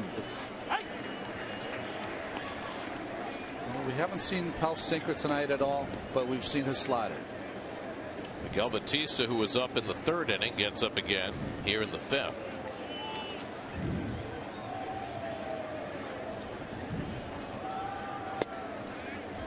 A lot of sliders. Now, is that him just feeling as though he doesn't have a good sinker tonight? I think that's got to be it. You know, the 2-2 pitch he threw to LaRoche was a sinker. To go to 3-2, it wasn't close. Just don't think he has the feel for it. Third time through the order. Usually the pitchers will maybe change the program a bit in the third time through. Well, think about it this way, Keith. It's 1-1. Tolley calls for a fastball up, and Pelfrey's a sinker ball pitcher. I don't know how that makes any sense, but they both feel like that's the pitch tonight. Well, he's thrown a lot of sliders tonight. He got that one in for a strike, and now it's 2-2. Just like Edwin Jackson, though, and I think he might have got this call. Let's see. Yeah, very close. His slider is a pitch that can really help you through a lot of certain situations, but you hang one, and it takes away all those good ones. That's what Jackson found out against Neuenhuis. Now it's 2-2 to Jason Worth. He came in with the fastball, and he fouled it off. That's called. Can I have a new bat? That's a good pitch right there. After all those sliders away, to come with that boring fastball in on the hands with 2 strikes. I don't think he was trying to come in, though. Tolley was sitting away. That ball just got away from him in. So there's not as much rhyme and reason to what Pelfrey's doing this evening as there was in spring training those last couple starts. Well, the one thing about those last couple of spring training starts, he didn't have a lot of base runners and was pitching out of the windup a lot. Yeah, that helps. Always helps every pitch. Well, but I think especially Mike, who has always struggled out at the stretch just to find any kind of rhythm. Now the 2-2 off the plate, down a full count to Worth. So LaRoche will be on the move with 3-2 and 2 out as Pelfrey reaches 90 pitches. Remember, this is his first start of the season, so likely not to go much beyond 105 or 110. Davis plays behind LaRoche. 3-2 to Worth. Got him swinging. Slider from Pelfrey. Strikeout number 7 for Mike Pelfrey. Just one shy of his career high. Halfway through, it's 3-3.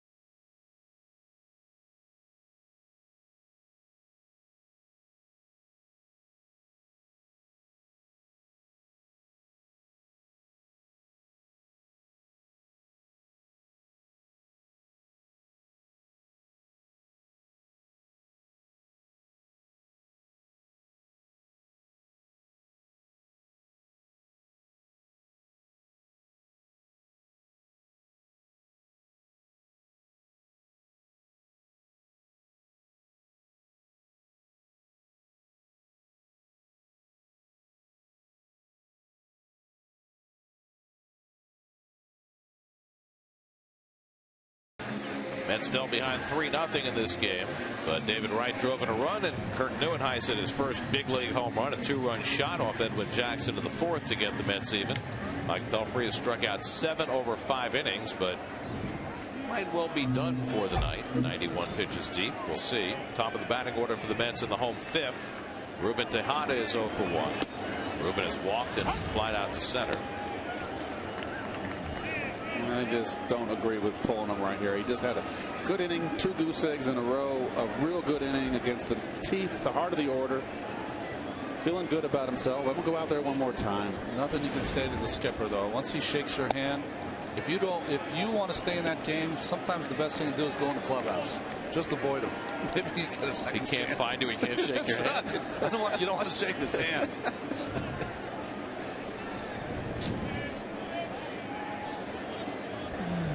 1-1 to Tejada, and the breaking ball pulled foul. So just like Pelfrey, Jackson has unveiled his curveball the last couple of innings after not showing it the first 3.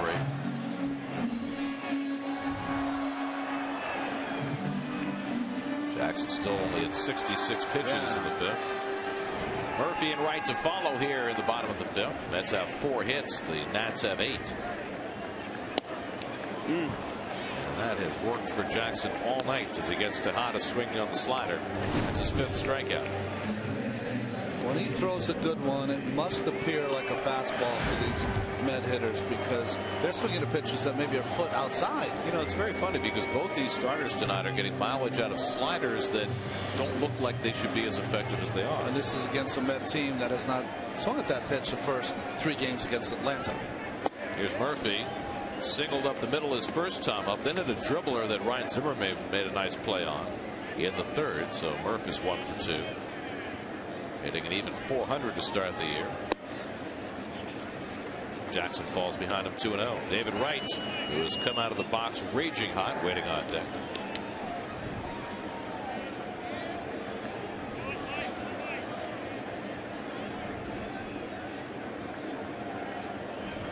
And Murphy pulls one down to first off the glove of LaRoche, and he can't recover it in time. Normally so sure-handed, LaRoche had that ball run up his arm, and Murphy's aboard. Well, it's a rocket. Did that come up a little or hit the heel of his glove? No. Yep. Yeah, it didn't come up. One of those do or die for LaRoche and didn't catch it in the webbing. So it's an error charge to LaRoche.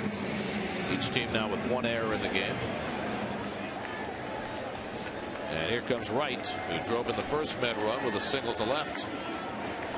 1 for 2 on the night. 7 for 11 with 4 RBIs in the first 3+ games.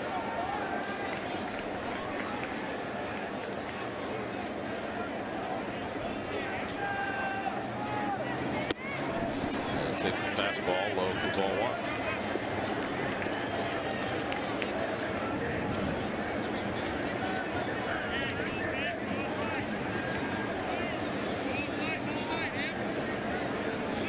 Adam LaRoche's first error since 2010.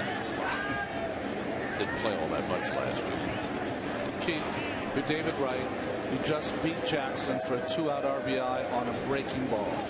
Do you think that takes away the pitcher's breaking ball? Do you think he's going to alter how he throws or pitches to you, or no?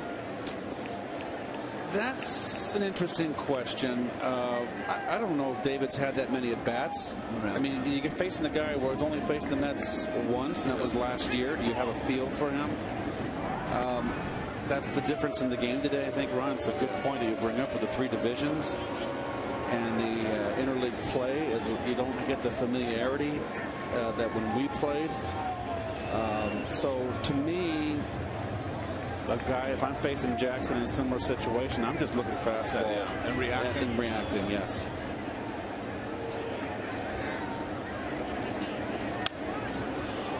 Good cut. 2 fastballs in a row, and it's 1-1. Well, David looks really good. The best I've seen him swing in a couple years. What do they say? They've been saying it since the beginning of time. It's just been different parlance. Get a good pitch to hit and put a good swing on it. David's been doing it for a week now, or 4 or 5 days, whatever. I just think Dave Hudgens bringing his hands down has made all the difference in the world. Pretty healthy lead for Murphy. Ooh. Threw that fastball by him, and it's 1-2. First time I've seen David beat all year.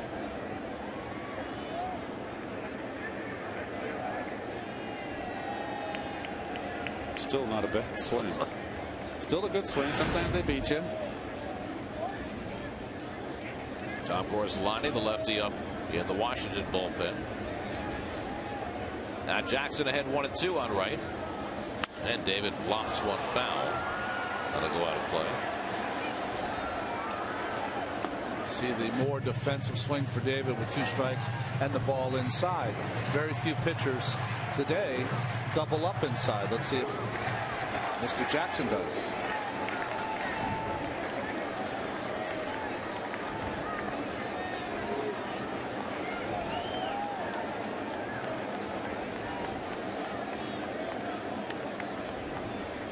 Double up, Ronnie.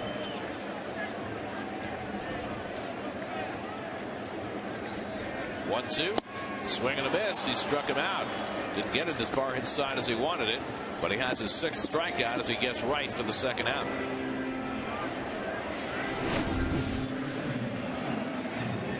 Well, it's not in. You're right, Gary. He's throwing hard, Ronnie. He is. Jeez. What was the thing they used to say, Keith? That fastball has some hair on it. Well, that's what Jackson does. Throws hard. It's got life. So 2 out. Murphy's still at first, and here's Ike Davis still looking for his first hit of the season. Tonight has struck out and grounded out 0 for 2.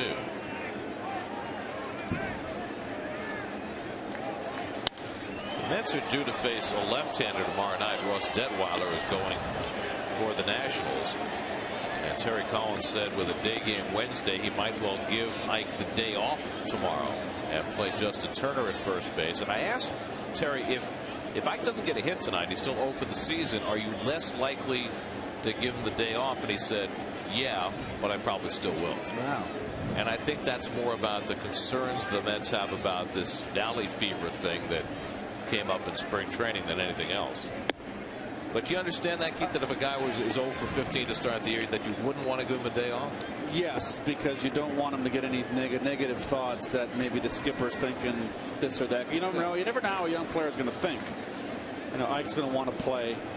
So the perfect scenario. Now, he's building on an at-bat. His last at-bat, he hit a bullet for the out, but he hit it right at LaRoche at first base.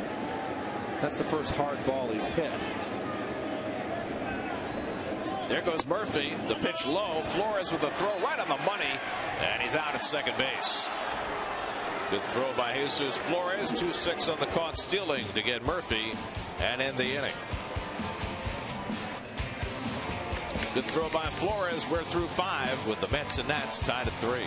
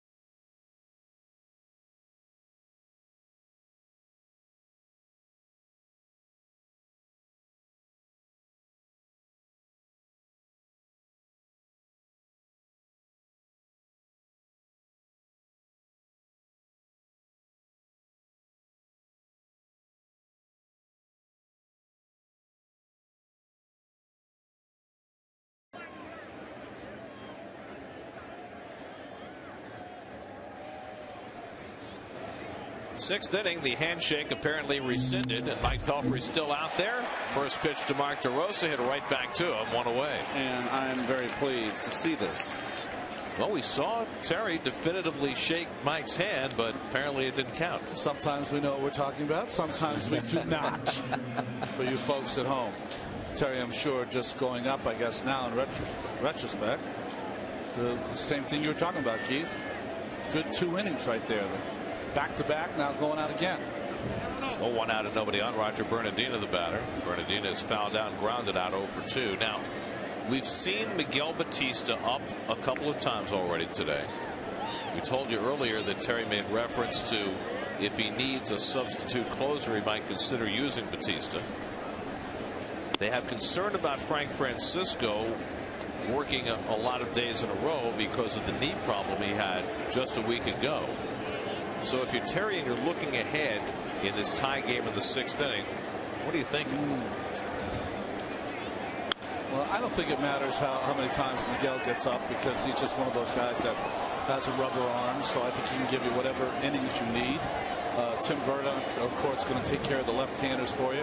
Roush got up yesterday, but that did not get into the game.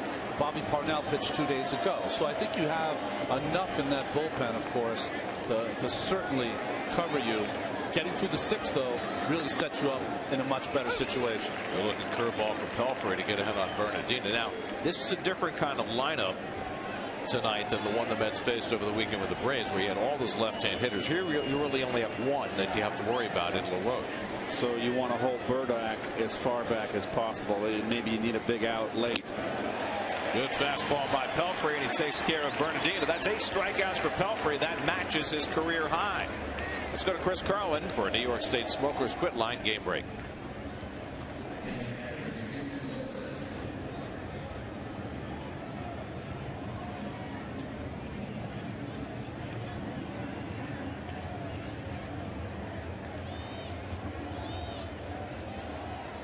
And the Phillies have scored just 8 runs in those 4 games. Of course, they're missing Chase Utley and Ryan Howard. And they've used a plethora of first basemen already to sub for Howard, and Freddie Galvis, filling in at second, hasn't hit at all. Well, toughest part for Infante in that home run trot was adjusting elbow protection. His leg protection was starting to fall off. While the Braves have moved on to Houston, Brandon Beachy pitching tonight against the hapless Astros, who nonetheless are 2-1. Yes. But I think, my initial impression about this National League East, everybody said in the offseason it's the toughest division. It's gotten so much better. Here's Xavier Nady on deck for a possible pitching assignment. To me, it's more about that it has tightened up, because the top 2 teams, the Phillies and the Braves, I think have both gone backwards. Base hit for Flores, and that'll get Nady to the plate. So Jesus Flores has his second hit. Miami and Washington clearly have gotten better. The Mets are trying to work themselves into that mix. But I think the Phillies and Braves, at least early on, have certainly shown signs that they've come back to the pack. Oh, I totally agree. The offense for the Phillies, as you mentioned, without Utley and Howard, that makes that lineup a little more pedestrian. We watched the Braves here for 3 days. Now, you never know. You can watch a team for 3 days, and they go off and play a lot better. Right. The Mets looked a lot closer to them than you thought in the offseason when the Braves were supposed to be without any questions. Washington, of course, this is a team that finished towards the end of the pack in offensive numbers all season long last year. You got to like their arms, but are they going to hit enough?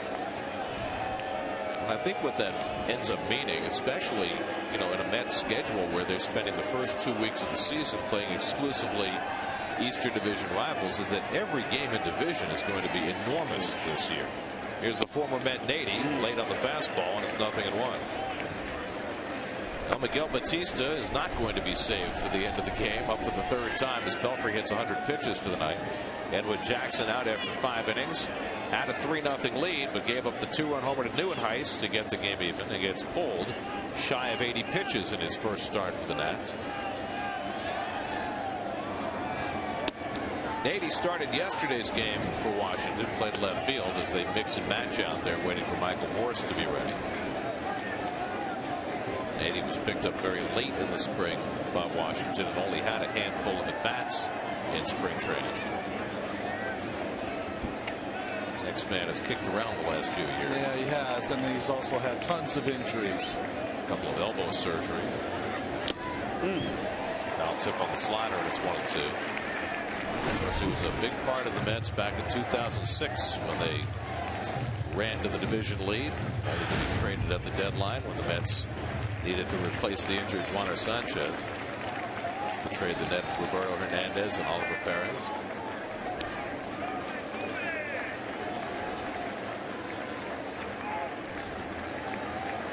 One-two from Pelfrey. Slider just missed. Pelfrey turned his back and muttered something so that the home plate umpire Todd Tichenor wouldn't see it. Might be his best slider he threw all night. Yep. Bottle it. Too close to take, and he got the call. Totally holding it an extra 8 or 3. Hoping Tichenor would change his mind. Flores at first with 2 down. Tie game, 6th inning. 2-2 to Nady. Up the middle, and the X-Man has a base hit. Into second base goes Flores, so a couple of 2-out singles for the Nats. And now at the top of the batting order coming up, here comes Terry Collins. Well, he shook Pelfrey's hand after the 5th inning. Left him in there. Pelfrey got the first 2 outs, but can't get the 3rd, and so that'll be it for Mike. He'll leave after 104 pitches and 5 2/3 innings. And Miguel Batista will make his season debut for the Mets.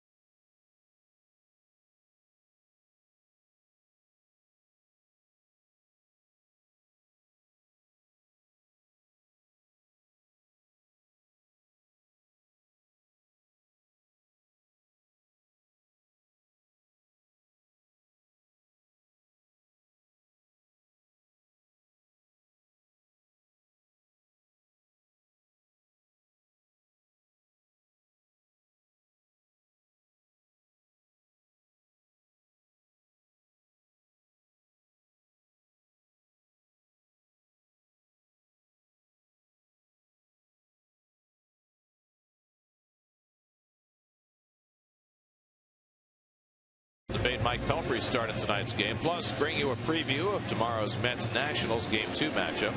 Loudmouths presented by Caesars, Atlantic City. Tomorrow at 6 only on SNY.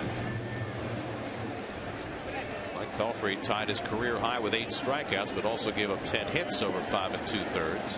I thought it was a pretty gutty performance, Keith. He didn't have his best stuff, but he stayed out there into the 6th. Batista, his 381st relief appearance in the major leagues to go along with 43 starts. His last start for the Mets was the last day of last season, and he pitched a shutout against the Cincinnati Reds. Now working in relief, and he starts Desmond off for the slider. Strike 1.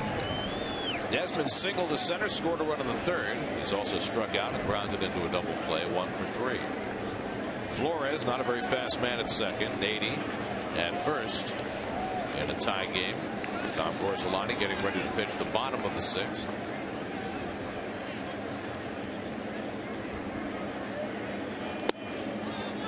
Murphy sitting on the bench hoping for a no decision. That's hard, right? I mean, it's bad enough when you're hoping for them to hold the lead for you, but hoping to hold the not a loss for you. It's more like this. Come on, Miggy. Come on, Miggy. Make a pitch.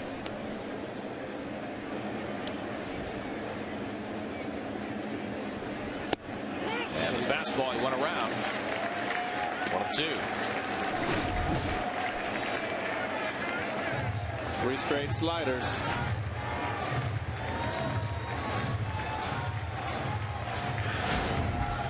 Watch out with 2 strikes. Desmond will shorten up a little bit.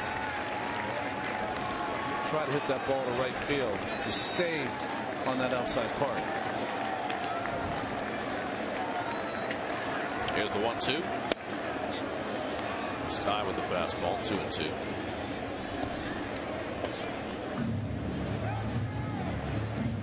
I think if you're in this situation, you're Miguel Bautista, 2 outs, 2 on. This has got to be your pay pitch. This is where you got to get him out. Can't go to 3-2 with the runners running. 2 balls, 2 strikes, 2 out, 2 on. He struck him out. Used the slider to strike out Desmond, and he keeps the game tied for Mike Pelfrey.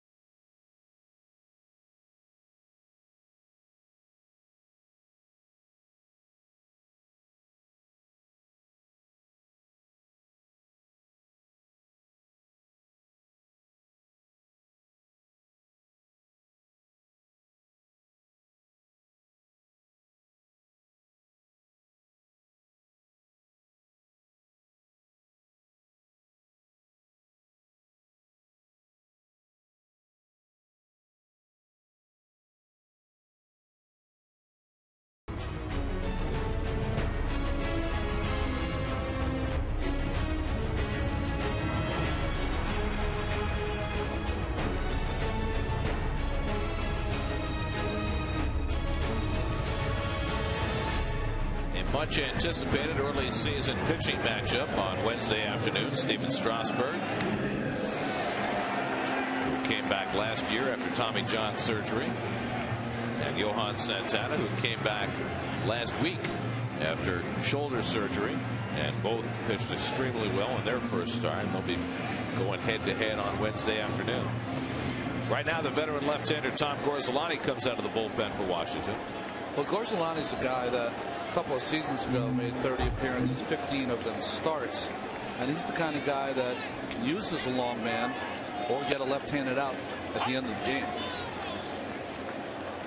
Ike Davis was at the plate when Daniel Murphy was caught stealing to end the 5th. Ike is 0 for 2, still looking for his first hit of the season. He's done well against Gorzelani, 4 hits in 8 career at bats. And he bounces that one down to third.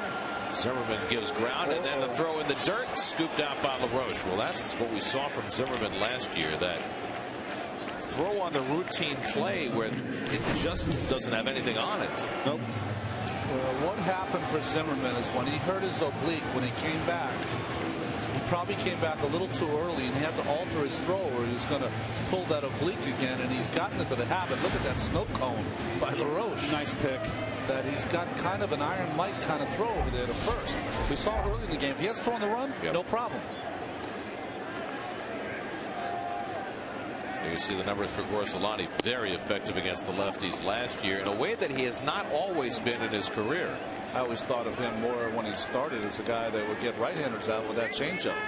His second year with the Nats, who had a tremendous bullpen last year that you thought was only going to get better this year. However, they have suffered a severe setback, at least potentially so. Drew Storen, their fine closer, on the disabled list to begin the season with some elbow inflammation, and they had him throwing a simulated game, and Storen felt some pain in that elbow and is now going to see Dr. James Andrews down in Birmingham, which is never a good sign. Never want to see Dr. Andrews. He's a nice guy. There's ball four, and Bay is on with a one-out walk. So Gorzelani gets the left-hand hitter out, but then walks Bay on 4 pitches, and now Duda will come up. So if you take Storen out of the equation, right now they've got Henry Rodriguez, the guy who throws 100 miles an hour, and Brad Lidge sharing the closer's job. Lidge, who was so little thought of in the offseason that he got a 1-year, $1 million contract. But he could potentially be enormous for Washington. If he's healthy, he strikes everyone out. Just all about Brad's health. Ramon Ramirez up in the Mets bullpen. I mean, they have as good a 7th and 8th inning guy as there is in the game in Tyler Clippard, and they do not want to move him into the closer's role. I'll never forget that season Brad Lidge had in 2008. As good as any reliever has ever had in the history of this game. Duda's flied out twice to center and to right, and he takes a strike from Gorzelani.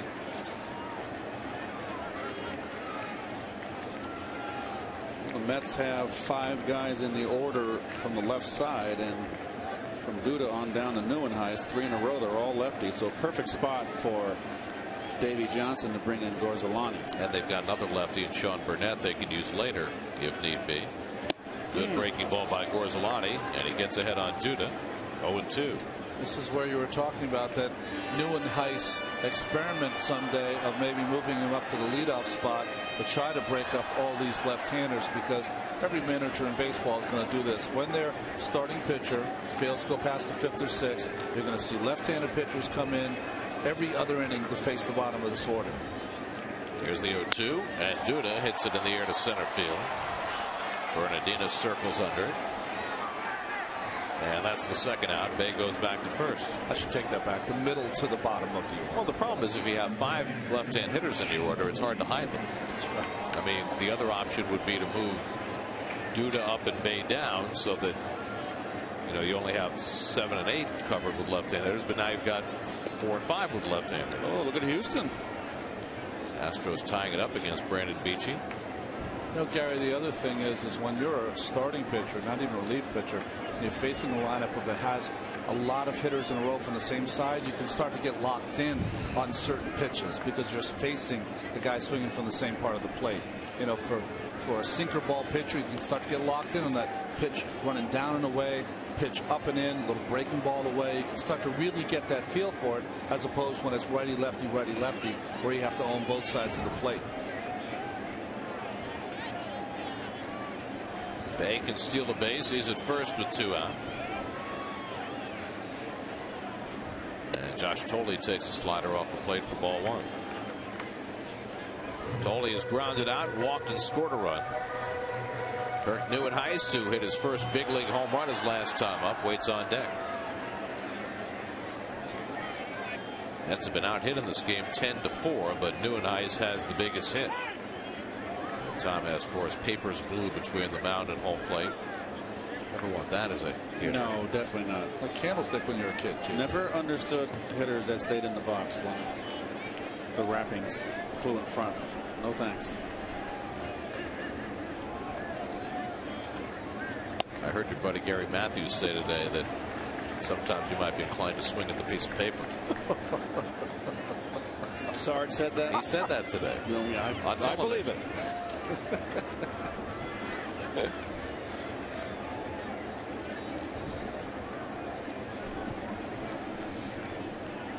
Now Gorzelani behind on Tolley 2-0. And Josh takes a low ball 3. Walk would push the go-ahead run into scoring position and bring up Neuenhuis fresh off his home run.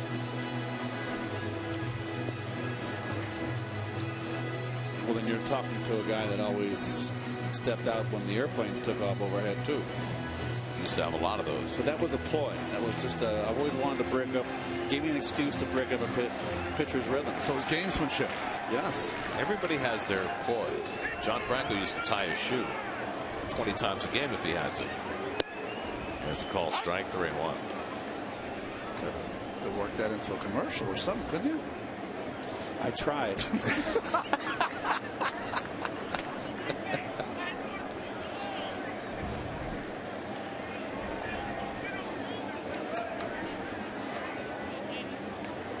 Tolley waits on the 3-1.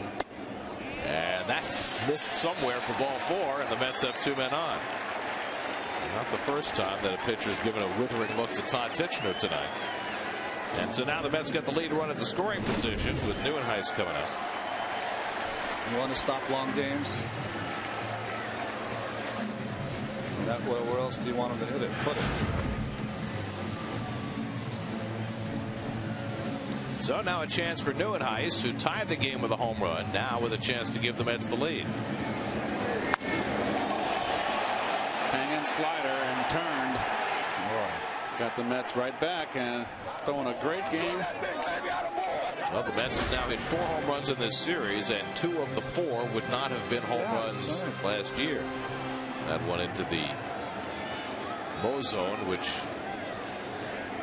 stole a lot of home runs from hitters the last 3 years. No more. 2 out and 2 on. And Neuenhuis takes a strike. Justin Turner's come out on deck to pinch hit if Neuenhuis can keep the inning going. Justin May will be playing first base tomorrow, which is a new position for him.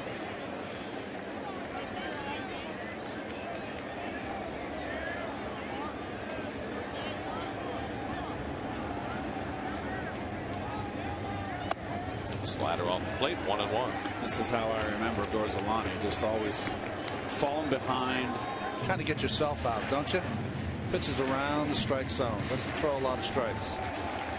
So the Mets 1 for 6 tonight, runners in scoring position. 6 for 32 to begin the year. A couple of walks put a man into scoring position, and Neuenhuis lines one right to the shortstop. Desmond picks it off to end the inning. Mets leave 2, 3-3 after 6.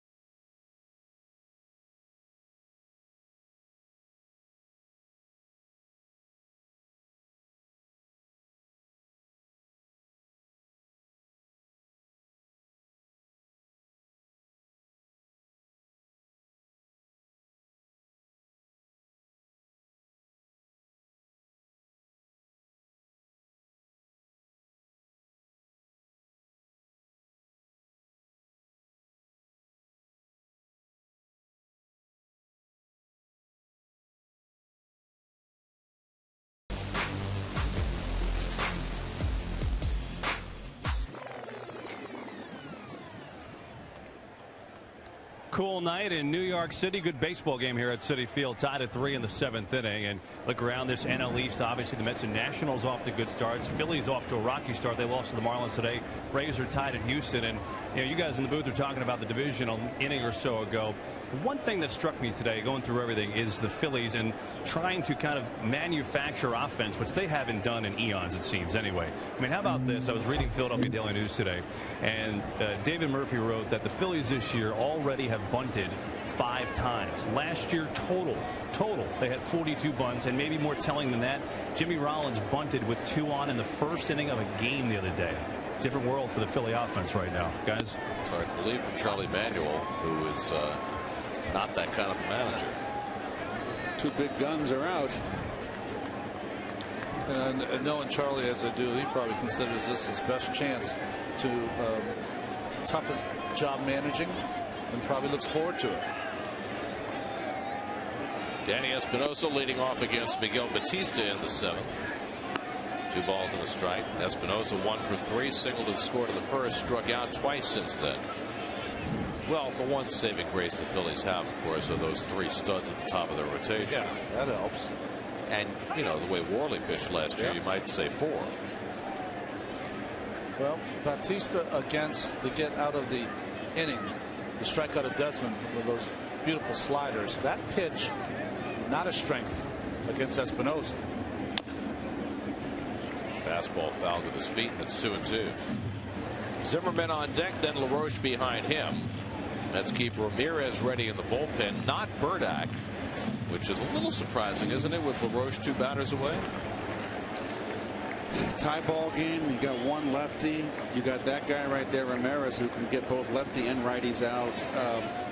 I would just keep that bullet on my belt for as long as I can. You know what it tells me, Keith? It tells me that Terry would like to stay away from Francisco today, and he's looking ahead to a possible at bat for LaRoche in the 9th. Yes. Yep. Where Burdack normally wouldn't pitch, but today maybe he would. And if LaRoche was on with a couple guys on, up with a couple guys on, he could bring Burdack in for that at bat. 3-2, and Espinosa fouls it away. I must say, we said it all last year. You know, Terry Collins can manage. He's a good manager, good field manager, good field general. Well, the most important thing a manager can do in game is to look 2-3 innings ahead. And you can't always figure out what's going to happen, but you have to anticipate the personnel and the matchups you want to have later in the game. That's inside, low ball 4. Espinosa on with a leadoff walk.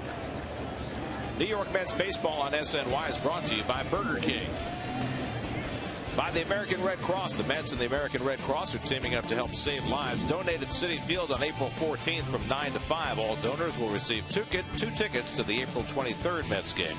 And by Citi. Visit Mets.com/Citi Chalk Talk to learn about a special 1-hour Chalk Talk with Sandy Alderson and Ron Darling on May the 5th.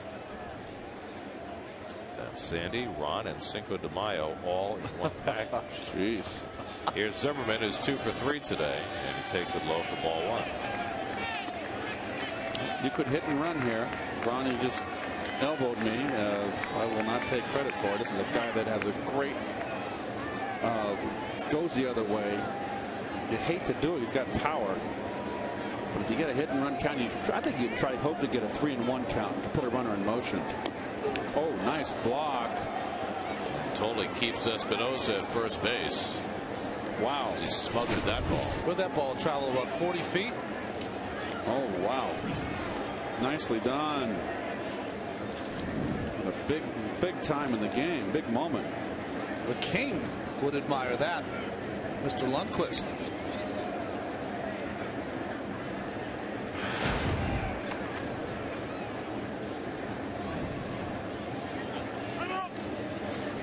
Two 2-0 here. Dangerous hitter. Fastball in.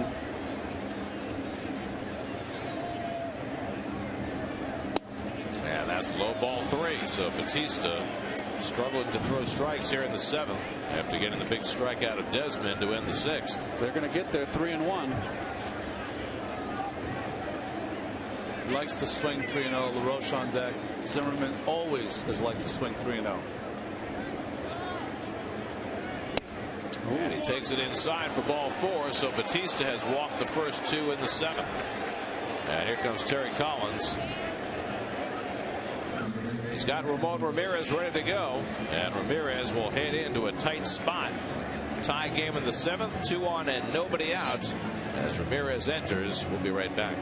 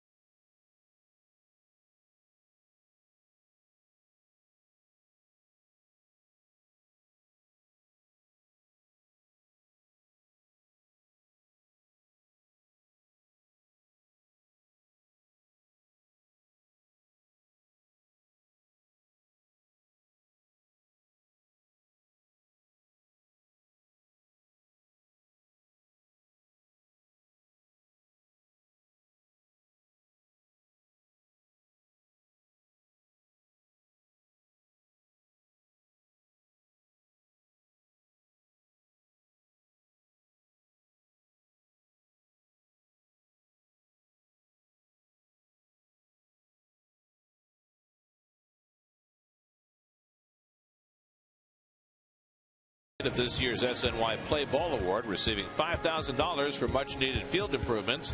Now it's your turn. Help your youth baseball or softball league with a $5,000 grant. Apply for the SNY Play Ball Award presented by Citi today at sny.tv/playball. Ramon Ramirez comes in. Well, we see his numbers from last season, but the Mets against Atlanta, some cleaner innings for the relievers coming in and starting innings. Not so much here today with Batista trying to get out of the inning, and Ramirez here coming with 2 on. Good pitch on that first pitch with Todd Titchener tonight.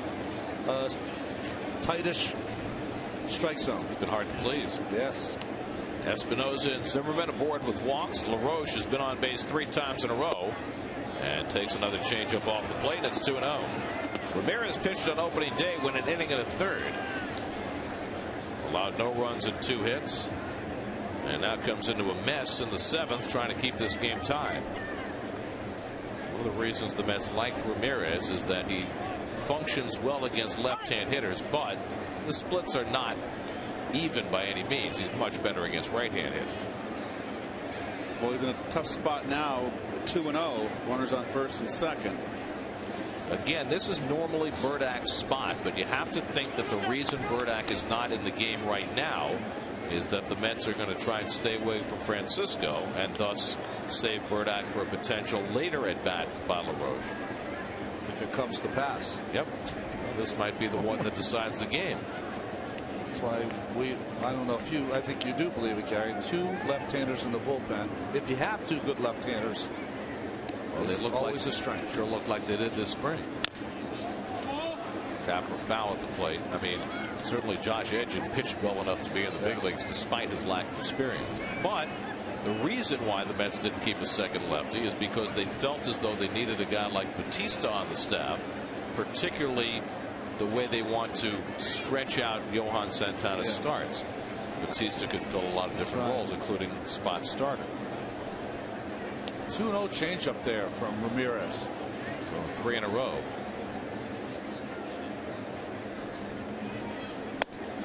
Oh, good pitch. And another one for a strike. 2-2.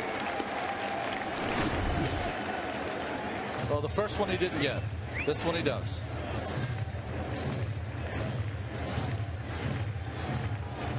Ooh. Outside. Nice frameage by Tolley. So now it's 2-2 to LaRoche with Jason Worth on deck. First and second and nobody out. And LaRoche hits one down the left field line. Long run for Bay. And he gets there to make the grab. No tag by Espinosa. He stays at second base. One out. Well, nice pitching there by Ramirez. Good job of hitting by LaRoche. An even better job of a great jump by Jason Bay there in left field. Well, he just stayed away. So Ramirez, after falling behind 2-0 against the left-hand hitter, comes back to get him on the fly ball. Now Jason Worth will bat. Worth is 1 for 3. He struck out twice, but in between he tripled off the fence in right field for his first and to this point only hit of the season.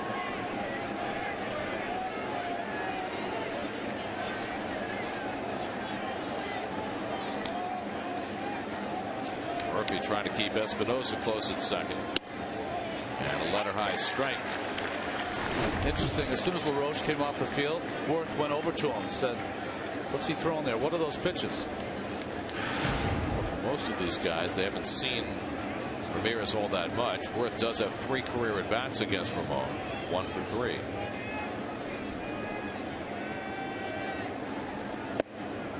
And Worth takes the fastball low. 1-1.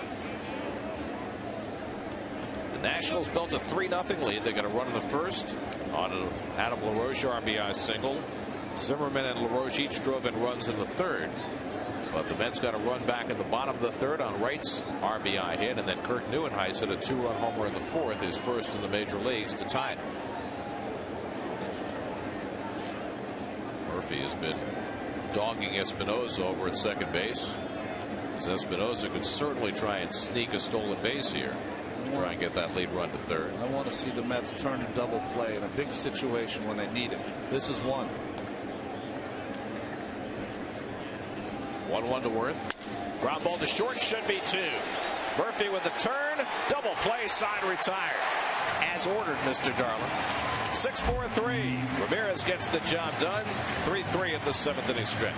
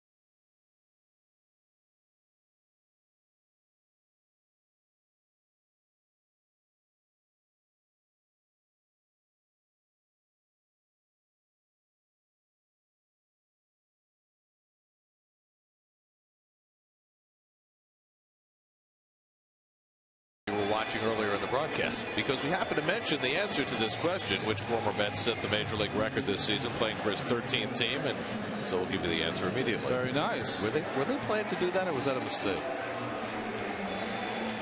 I think the truck just had a little fumble there. You know, they could make an adjustment if the answer is given early. They could go to door number 2. You're talking about stopping on a dime and making a turn. That's right. Sometimes that's easier said than done. Justin Turner pinch hitting for Ramon Ramirez, who did quite a job in relief. John Roush getting ready, and Turner lifts one out to right field. Pretty well hit. Worth retreats, though, and he'll get there to make the catch. So Justin Turner retired on a fly ball. 1 out and nobody on. As the enormous John Roush gets ready to pitch the 8th inning. Ruben Tejada will get his 4th turn at bat. He's walked, flied out, and struck out 0 for 2. Edwin Jackson started for the Nats, went 5 innings, allowed 3 runs, 4 hits, 2 walks, 6 strikeouts. Tom Gorzolani walked a pair in the 6th, but got out of trouble. And now pitching in the 7th as well. Terrific job by Ramon Ramirez out of the bullpen. Have you noticed that Ronnie's been somewhat prescient tonight? He has been. I'm trying to think of another word. Where's my thesaurus? For being redundant. He's been clairvoyant. Push bunt attempts, fouled it off, 1-1. He's been a seer. Yeah. Well, that means it's only going downhill the rest of the series. The interesting Tejada there, we talked about it earlier. LaRoche's back, left-handed pitcher, though. That makes it much easier to try to attempt that. Got that pitcher falling off to the third base side. Nice thinking by Ruben. Well, both managers, the wheels are turning right now. This is when the National League, when you can pinch hit and you haven't got the DH, they start thinking right now the last 3 innings. Hold and just foul. Oh boy, no doubles. Zimmerman playing in, and Tejada almost got it by him along the line.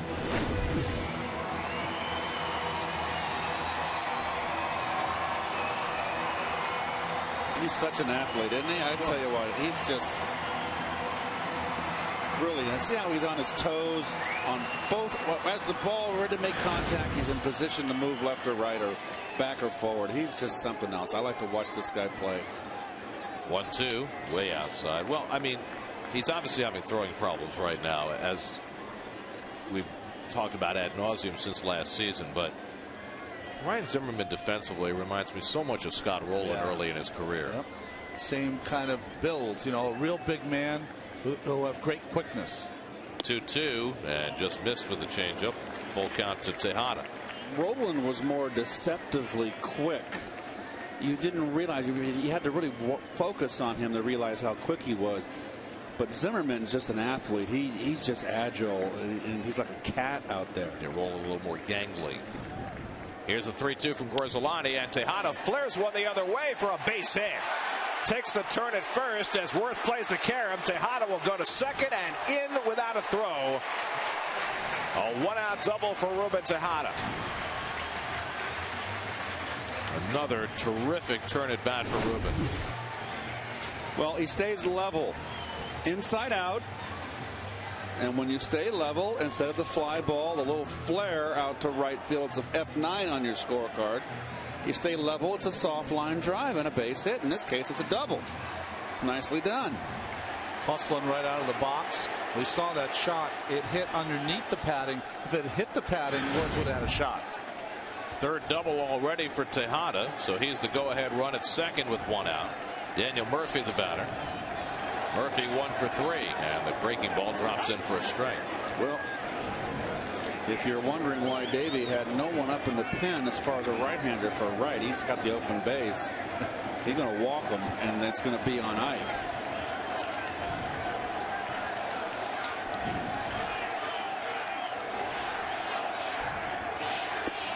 And a fastball strike, so Gorzolani changing the program on Murphy and gets ahead 0-2.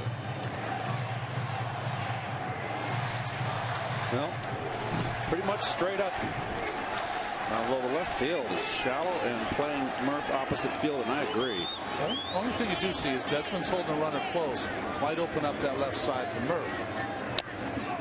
Murphy stays alive, but how about Worth playing so shallow in right field? I agree. He likes to play shallow, though. I would really, with 2 strikes on Murph, I would move my center fielder over more to left field. I would really put a shade to the opposite field.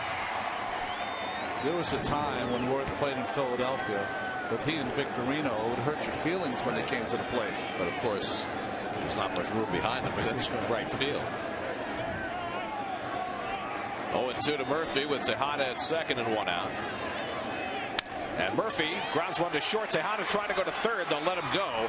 And Desmond throws out Murphy for the second out. Well, that's not a smart move by Tejada. Cannot do that. You are the go-ahead run. He gets away with it here.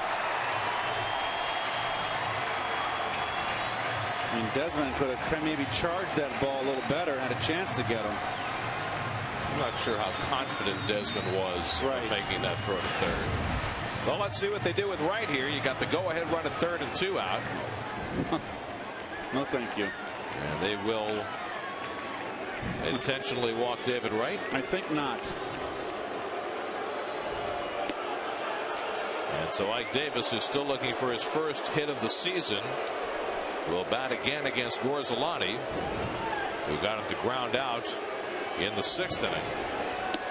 And we'll face him again with runners at first and third. Maybe the best thing that could happen over the course of the season is that managers around baseball will at least have to think about this decision with Davis on deck.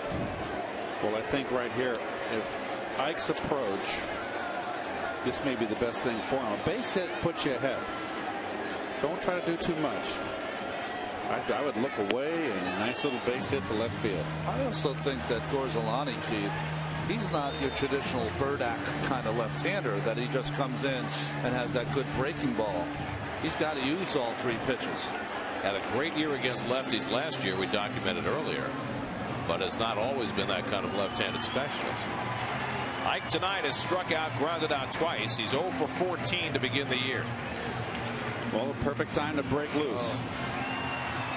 Well, Worth got his first hit of the season tonight, a triple.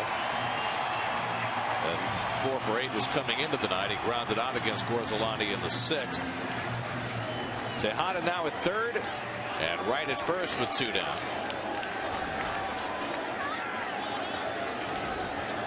Playing behind Wright at first base. How about that? Still nobody up in the bullpen, by the way, with Jason Bay on deck. And Ike lays off the slider, ball 1. And David's got to think of taking that base, doesn't he? Wow. I mean, well, if they're not going to hold him on. If LaRoche is going to play behind him, he's got to cover him a little closer and then push back with the pitch.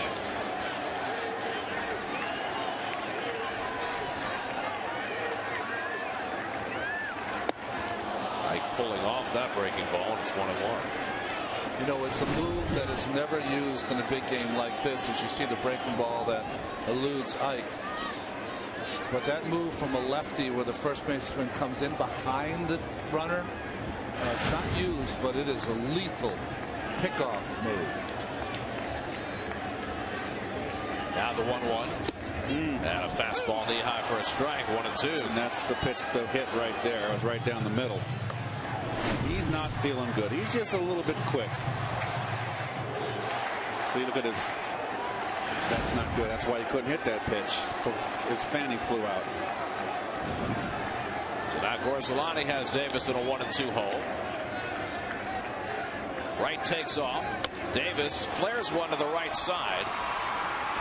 And Espinosa throws him out to end the inning. So the Mets get a double from Tejada. Can't bring him around. We head to the 8th. It's still tied at 3 at Citi Field.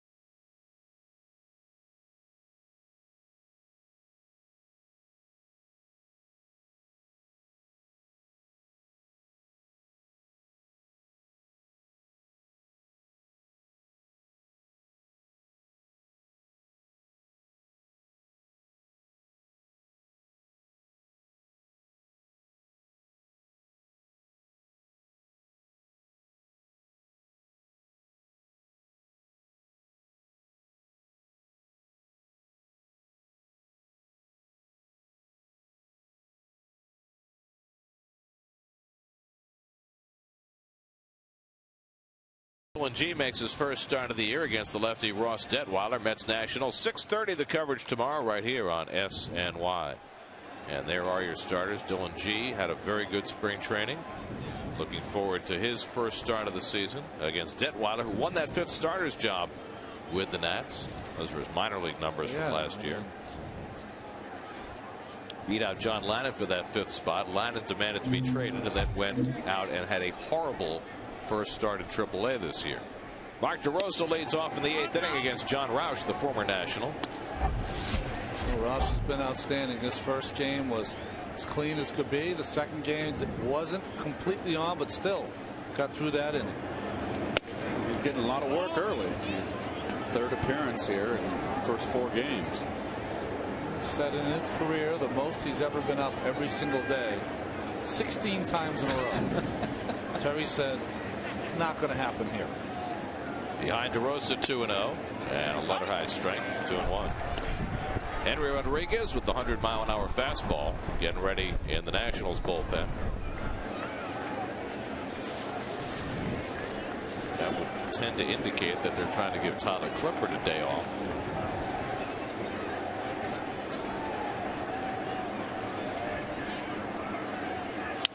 DeRosa lifts one to center field. Neuenheim started back, now racing in, and he gets there to make the grab. Nice call. You see him calling that? So 1 out and nobody on. Time to check in with Chris Carlin for a New York State Smokers Quit Line game break.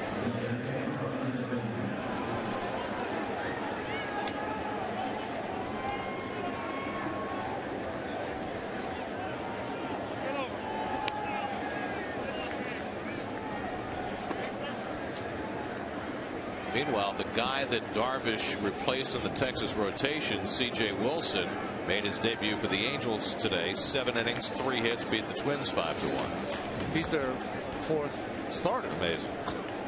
It's quite a rotation. Roger Bernardina takes wide for ball 1. Imagine Darvish was probably a little overpumped today. Yeah, I mean, still, if he can get through 5 and get himself a win with that offense, Texas is just too much. 1-1 to Bernardina, who gives a little glance back to Todd Tichenor. It's been a rare hitter to complain to Tichenor today. Mostly it's been the pitchers who've had a beef with a relatively small strike zone. Roush, the 4th Met pitcher of the night. And the curveball laced to left. On comes Bay, and he's got it for the 2nd out.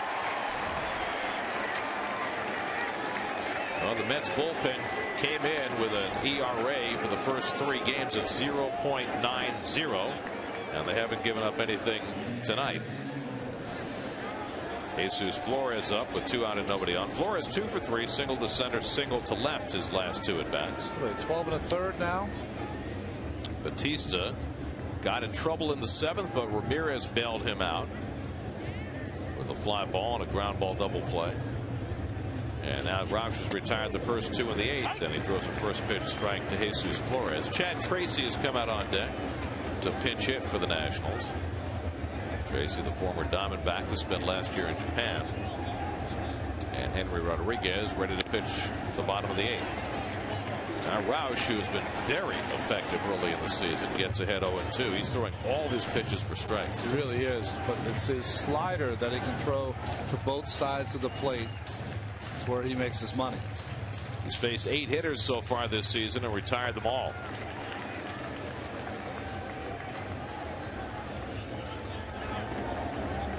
Flores, who used to catch him, takes up and in. Catch that. Well, his first claim to fame for John Roush. You can see this pitch up and in. He was on that staff for Tommy Lasorda in Australia when Sydney. USA won the gold medal. Here's the 1-2, and the breaking ball rolled out to shortstop. Tejada waits on it and throws out Flores. Another 1-2-3 inning for Roush. He's been 9 up and 9 down to start the year. 3-3 to the bottom of the 8th.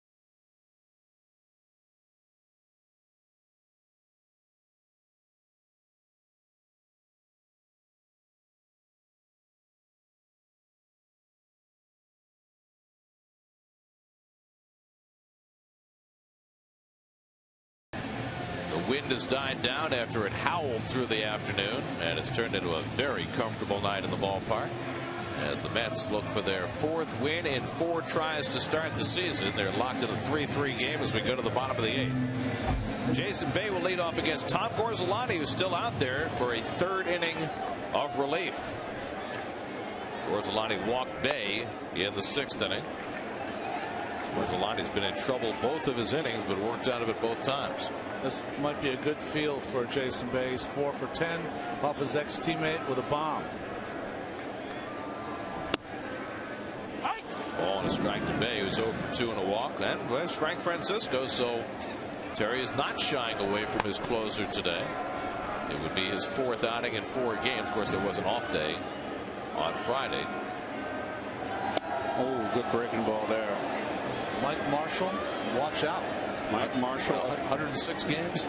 Mike Marshall up in Montreal at old Jerry Park never wore a long sleeve shirt. How did he do it? Well, he had a master's in kinesiology, and he's still teaching pitchers to throw unconventionally. Really? That catapult motion that he teaches to try and keep pitchers' arms healthy, and nobody wants to hear about it in organized baseball. Henry Rodriguez staying ready in the bullpen, but you got lefty hitters coming up behind Bay, who pops one up.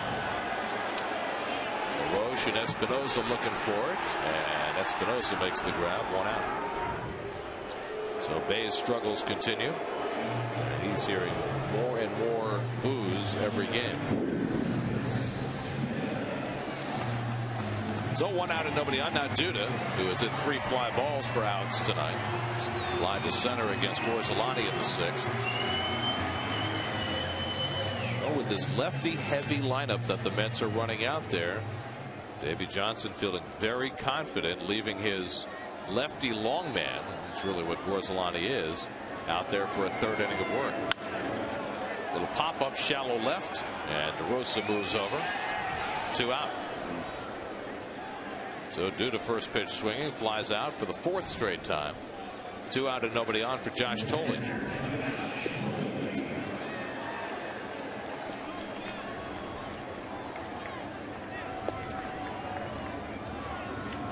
So Davey Johnson has been able to conserve his bullpen by using Gorzelani for 3 innings. Meanwhile, the Mets have already run through 3 relievers in back of Pelfrey. You've got the closer, Francisco, getting ready for the 9th in what could be a tie game. Good old-fashioned middle relief. This is like having a 12 every hand in blackjack and the dealer busts 3 times in a row. I mean, come on. Oh, goodness. You're on it tonight, aren't you? Tolley with a big rip. 1-1. Uh-oh, look at the Stros.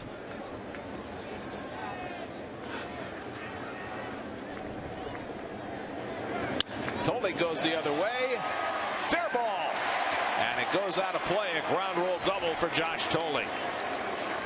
So Josh on base for the 3rd time. Has his 2nd extra base hit of the season. Just keeping it fair. Well, he's going that way. He's staying level. Continues his hot streak. Hot start, I should say. You know what I like? He's not flaring that ball to left. He's driving it to left. He's cutting it and slashing. Neuenhuis being called back.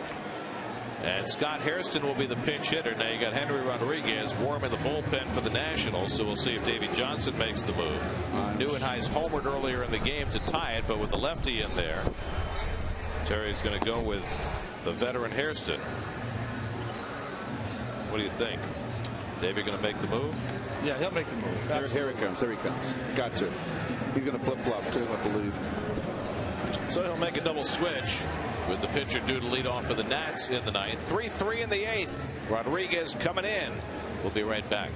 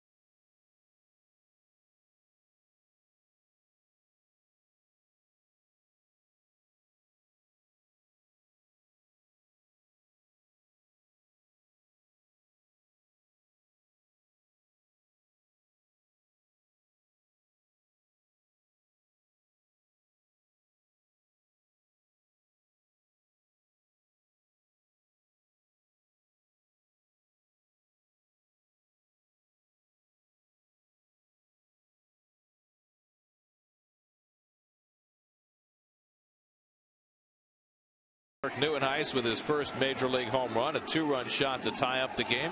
David Wright driving in a run for the 4th straight game to begin the year. But it's Scott Hairston who's going to get the opportunity here. Steve Lombardozzi comes in to play left field. He will bat 9th. And the pitcher, Henry Rodriguez, will hit 6th. Well, you see, he appeared in 59 games. The key is 45 walks. That seems to be the only problem. But in spring training, he eradicated those walks. One of the things, though, he did last year under the gun in those 59 games, he had 14 pass balls, which is a huge number. Although Josh is on second, but Scott Hairston got the start yesterday in center field and had an RBI double in 4 trips. Well, Rodriguez has made 1 appearance so far this year against the Cubs, and he had a typical Henry Rodriguez inning. He had a walk and 3 strikeouts in his 1 inning of work. Well, I don't think there's a better fastball hitter, certainly not off the bench, for the Mets than Scott Hairston. Would you be tempted to maybe at this stage counter with Baxter? It's your only left-handed bat, and you've got the pitcher on deck. I like Hairston. He's a flat-out fastball hitter. When he's going good, I don't care how hard you throw it. Mets are just 1 for 9 with runners in scoring position tonight. Hairston looking to bring home Tolley with the go-ahead run. 3-3 last of the 8th. And Henry Rodriguez delivers low at 96 miles an hour for ball 1. And the Nationals, as they have been doing quite often in this game, are playing awfully shallow in the outfield. Josh has got to get off second base. You know you don't want to get picked off or any of the. You have 2 outs. They're not even threatening you at second. Get off as far as you can go. Hairston fouls it back. 96, then 97. Ball and a strike. It's all about this guy throwing strikes. He's got everything. A hard breaking ball, the gasoline. He's just been wild, but boy, he had a great spring. Picked him up 2 winters ago in the deal that sent Josh Willingham to Oakland. Now in his 2nd year with the Nats. Certainly looks like a future closer. 1-1. And the slider in for a strike. Hello. I don't know. I buckled up here. Yeah, the only thing bad about this pitch is it's up, but it's on the corner. Goodness. That was Kerry Wood in his heyday, that pitch. Yeah, good call. The 20 strikeout game against the Astros, that was the pitch. Well, guys, I like coming behind home plate when these hard throwers come in. I have to say, standing here, my knees actually buckled for Hairston. Now it's 1-2 to Scott. And a defensive swing to stay alive. Now, the one thing about Rodriguez, I was talking to Steve McCanny today, the Nationals pitching coach, and he said, you know, it wasn't like they did anything particular, like moved his hands or anything like that. He went to winter ball in Venezuela. He was a closer, and he said, you know, he just came in more mature. He's using that breaking ball for strikes more. And by the way, his pitching coach at Venezuela this offseason, Ricky Bonas, bullpen coach for the Mets. Well, ordinarily, this might be a tough call for Tim Tuffle in a tie game. It's not. Any base hit, Tolley's got to be sent. 1-2 from Rodriguez. And he gets Hairston with a slider. Side retired. Rodriguez comes in filthy. We go to the 9th. Mets and Nats tied at 3.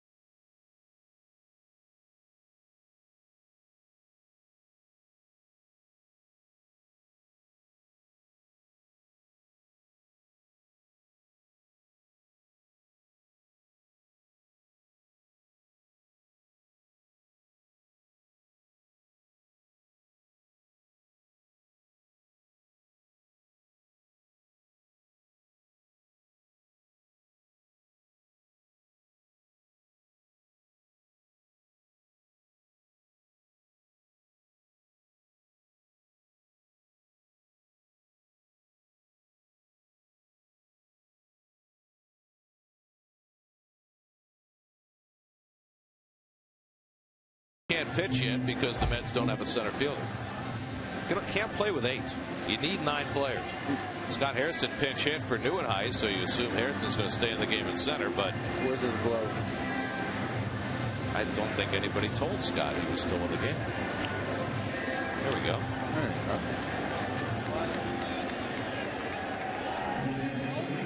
I think he got a little disoriented by that Henry Rodriguez slider. You could understand that. Thought he maybe pulled a Pagan. Steve Lombardozzi will lead off. He came in the double switch in the last inning. Lombardozzi 1 for 2 to begin the year. Switch hitter batting left-handed against Roush. So Roush, who has had 3 perfect innings to start the season, asked for the first time to go beyond 1 inning. Ian Desmond on deck, then Denny Espinosa, and there's nobody up in the Mets bullpen. Remember, Francisco was throwing in the last inning, and you wonder whether he had an issue in terms of trying to get loose, because it is conventional to bring your closer in when you're at home in a tie game in the 9th. There's Frank, who has been terrific so far. First Met ever to save the first 3 games of the year. 2 balls and a strike to Lombardozzi. You know, these are things that we're going to have to learn in the booth too. A lot of times these closers will tell their manager, hey, I know you want to give me a day off, but you know, in the 9th, I'm going to get up and throw a little bit, and if I feel good, I'll call down and say I feel great, ready to go. Well, remember what we talked about in the 7th when Ramirez came in to face LaRoche, saving Burdack for a potential later matchup against the big left-hand hitter, and now Terry has Burdack in his pocket for an at-bat in the 9th or in the 10th. Curveball misses from Roush, and it's 3-2. This kid has done everything he can in the minor leagues. Davey is trying to make him into a super sub right now until he gets his turn to play every day. Too high, ball 4, and Lombardozzi draws a leadoff walk. First base runner against Roush this season. Let's check in with the studio. Chris Carlin and Bobby Ojeda, see what's coming up on WB Mason Postgame Live.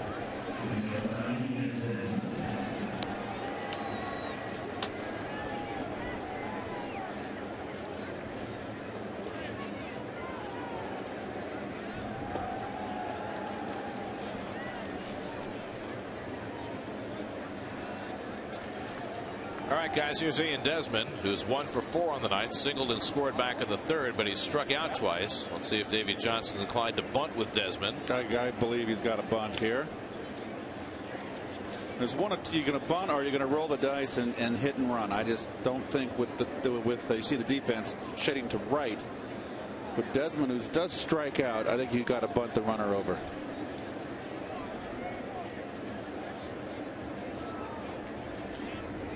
And Desmond pops up the bunt foul. Of course, as Met fans of a certain age certainly know, Davey has often been inclined to turn down a bunt in a situation that calls out for it. That's right. Most notably with Howard Johnson. That's right. Jeez. Game 6. Yes. 9th inning.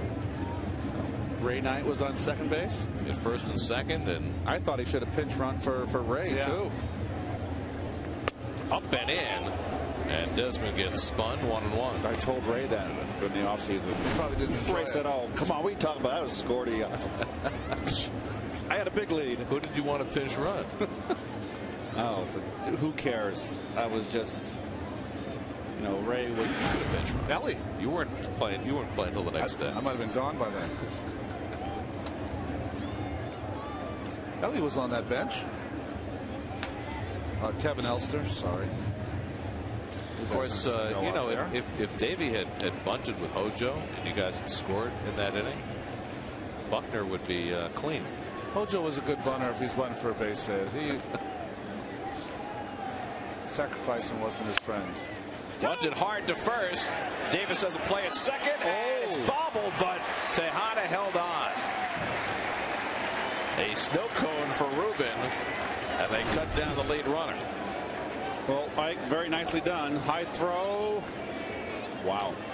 Game of inches. It's really only Takada could do, because he couldn't come off the base, so he went as high as he could on his tiptoes, and that brought him to about, what, 6'4", and he makes the catch. Barely.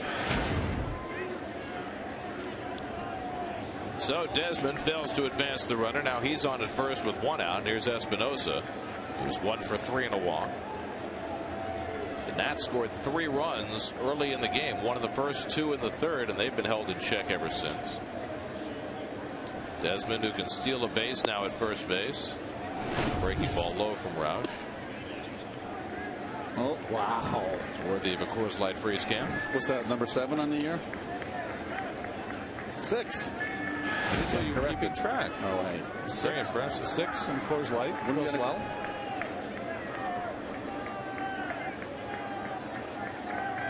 To Espinosa, and that's off the plate. And now Roush behind 2-0 with Ryan Zimmerman on deck. The Mets bullpen gets cranking.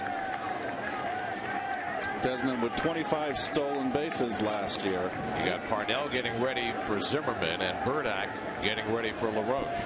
He might not go here, but he is going if it gets to 2-1.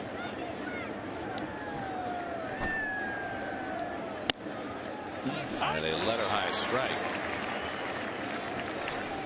If you're John Roush here, I don't know if he has in his repertoire. It'd be great to quick pitch Espinosa right here. Well, 139 strikeouts from Desmond also last year. So this has got to be killing Davey with these 2 young hitters. They strike out too much. You just can't hit and run. Desmond chased back. And I was saying quick pitch not to get Espinosa. Quick pitch to get Desmond so he doesn't get a jump. Keep him flat-footed.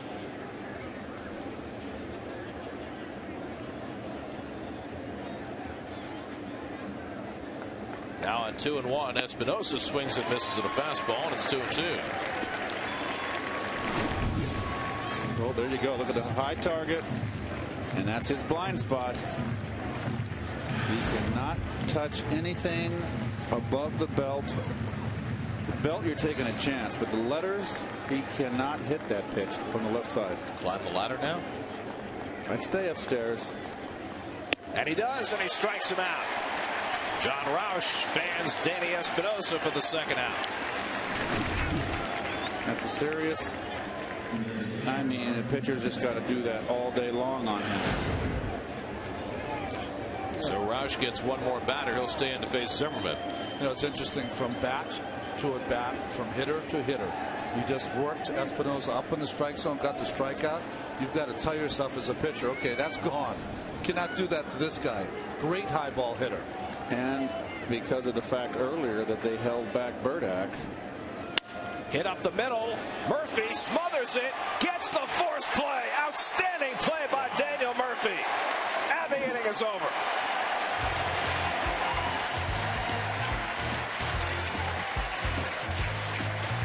Murphy laying out and taking a base hit away from Zimmerman. We go to the bottom of the 9th, tied at 3.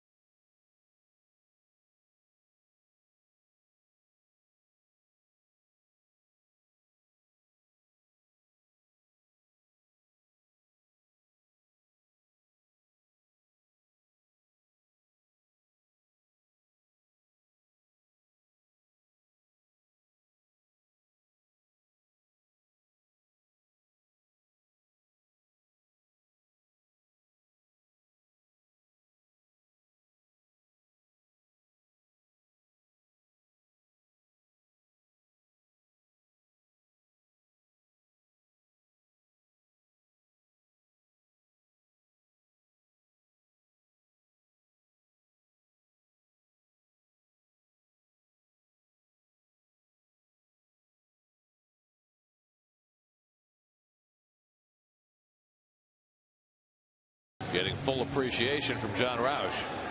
I mean, might not equal hitting, but making a big play for your team and your pitcher and coming on the bench is a pretty cool feeling.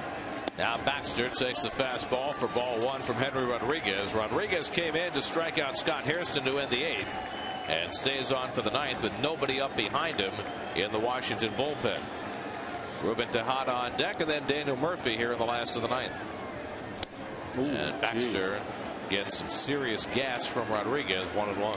I had to face Rob Dibble in his rookie season, and I asked, what does this guy throw? He said, as soon as he gets to the top of his windup, start swinging.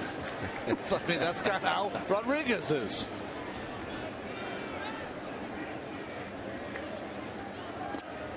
To the backstop, 2-1. A 91-mile-an-hour slider. Murphy in the hole. Now Davey Johnson trying to win this game while staying away from his frontline relief pitchers. No Clippard, no Lidge. Storin is hurt. You got 2 2/3 out of Gorzolani, and now trying to get through the 9th with Rodriguez. 2-1. And Baxter takes a fastball just inside at 99 miles an hour, and it's 3-1. Let's see. Boy, that's got some corner, doesn't it? Todd Tichenor has been tight with the strike zone all night, and that certainly was a Cholula flamethrower. Here's the 3-1. Up high, ball 4, and Baxter is on. So the Mets have the potential winning run aboard against Henry Rodriguez.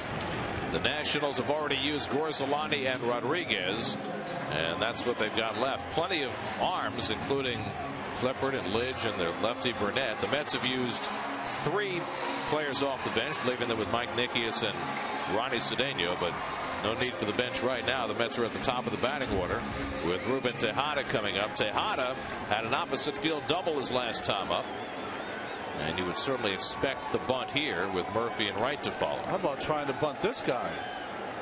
Well, they're in for the bunt. Zimmerman in and along the line at third. And Tejada takes it high.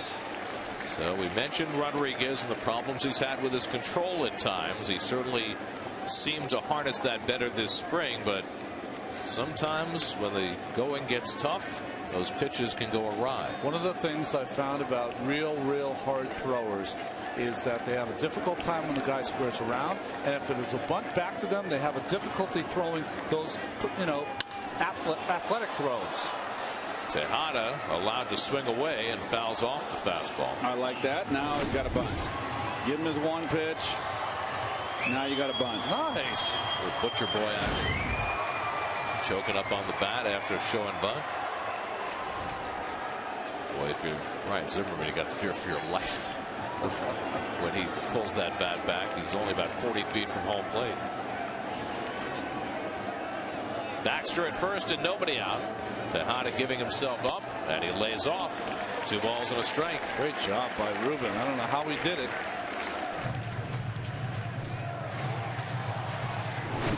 Taking a look down at Tim Tuffle to see whether the bunt will still be on 2-1. That's just poor framing by the catcher. That could have been a strike. He tried it the first time. I would not try it the second. Get the bunt down. Rodriguez is going to throw a strike or try his best to take a little off.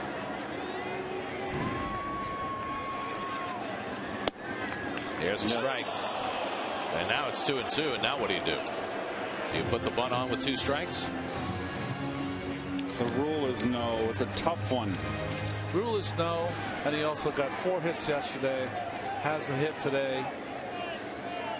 I'd have to let him swing the bat. He throws that big breaking ball. You better be ready. Mike Baxter to go to second base. Zimmerman's backed off. That's for sure.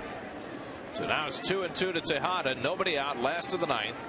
Baxter at first, and Tejada showing bunt with 2 strikes, and he bunts a fair ball. Rodriguez will go to first with it. A low throw, and it gets away. Baxter heading to third. Baxter being waved around, now being held up, runs through the stop sign, now has to scramble to try and get back, and he arrives safely back at third base. Oh boy. Espinosa shaken up after that play at first base. That's why he didn't go after the baseball, and Baxter nearly came home with the winning run. I said it before, guys who throw hard are not very good at the athletic throws. Throws this on the base. Espinosa takes a knee to the face. He does hustle after it and didn't know exactly what to do with it. A little late to third base, and Baxter able to get back. Keith, you can see what Tuffle and Baxter had to deal with here. Well, this is a tough call for Tough right here. But boy, he sent him home, and then he had him hold up way down the line. Put Baxter in a tough spot. Yep. But he got back. Boy, oh boy, in that situation right there, you want to play it. Oh my gosh. Yeah, Tough was a little late throwing up the stop sign, and it nearly got Baxter either out or hurt. But Baxter able to slide to a stop halfway home. The guy's coming on the field ready to celebrate, but there's nothing to celebrate. Well, not yet. I will tell you that if you're reading that ball, it felt like you could send Baxter there, but don't panic. No outs. Guys on second and third. That's the play. So it's a sacrifice and then an error on the pitcher Rodriguez, moving the runners to second and third. Espinosa appears to be okay after getting looked at by the trainer after his collision with Tejada at first base. So now the infield comes in and the outfield comes in. Now if you're the Nats, you got first base open, you got a left-hand hitter up and a red-hot right-hand hitter, David Wright, on deck. So they're going to have to go after Murphy, you would think, rather than walk him and pitch to right. So Daniel Murphy trying to end this game for New York. And it's at his feet for ball one. Murph 1 for 4 on the night. Made the defensive play in the top of the inning that got the Mets out of a jam. So many things to be thinking about here. You're going to see Steve McCatty come and talk to his pitcher, calm him down, get the infield thinking what they're supposed to do, how to get Murphy out. If they are able to get through Murphy, if they're able to walk right, you'd have to certainly think that Davey at one point is going to think of maybe bringing one of the outfielders in and playing 5 on the infield and with 2 guys in the outfield. Lombardozzi is their left fielder, normally an infielder. Saw Joe Girardi do that the other day with a 5-man infield. Joe Madden seems to do it nightly.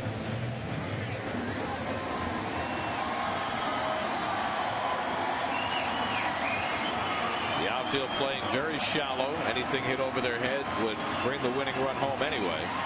And of course the infield has to play in. McCatty spending a long time on the mound before being chased away by Todd Tichenor. Keith, what's your thought here? You have second and third. You got a guy throwing bullets out there. I mean, are you just looking for something? You're looking fastball. You're looking middle of the plate. You look just trying to go up the middle. It's something. You've got a pitcher who's having a tough time, not sharp, not throwing the strikes. You're looking for a fastball and just up the middle. 1-0 to Murphy. And Murphy lines one into right field. Base hit. Here comes Baxter to the plate, and the Mets win it. Daniel Murphy with a walk-off hit after making the big defensive play, and the Mets are 4-0.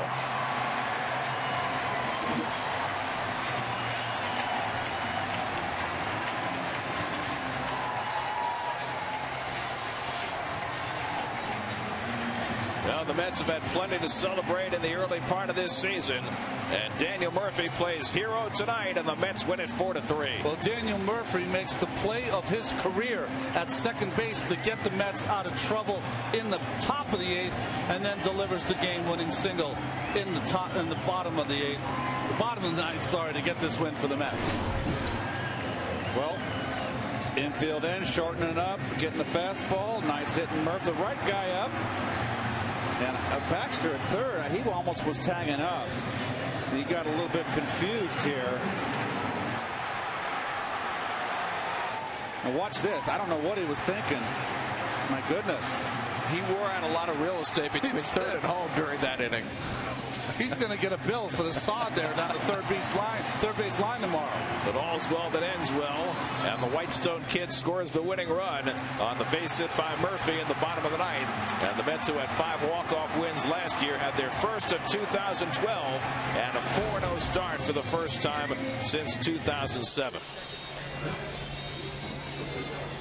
Kirk Neuenhuis with his first major league home run tied the game in the 4th, and it stayed tied until the 9th when the Mets get the benefit of a botched sacrifice bunt to put the winning run at third, and Murphy does the rest. There you go. Second career walk-off RBI for Daniel Murphy, who's standing by with Kevin Burkhardt. How did that one feel, Daniel? Humbling. That's man, we fought hard tonight. You can't say enough about what Newey did, and man, Pelfrey threw the ball well tonight. And man, just it's exciting stuff. You know, I'll tell you what. So that in that inning, you know, you got Rodriguez who throws hard. First the at bat beforehand, Tejada just getting the bunt down there. Man.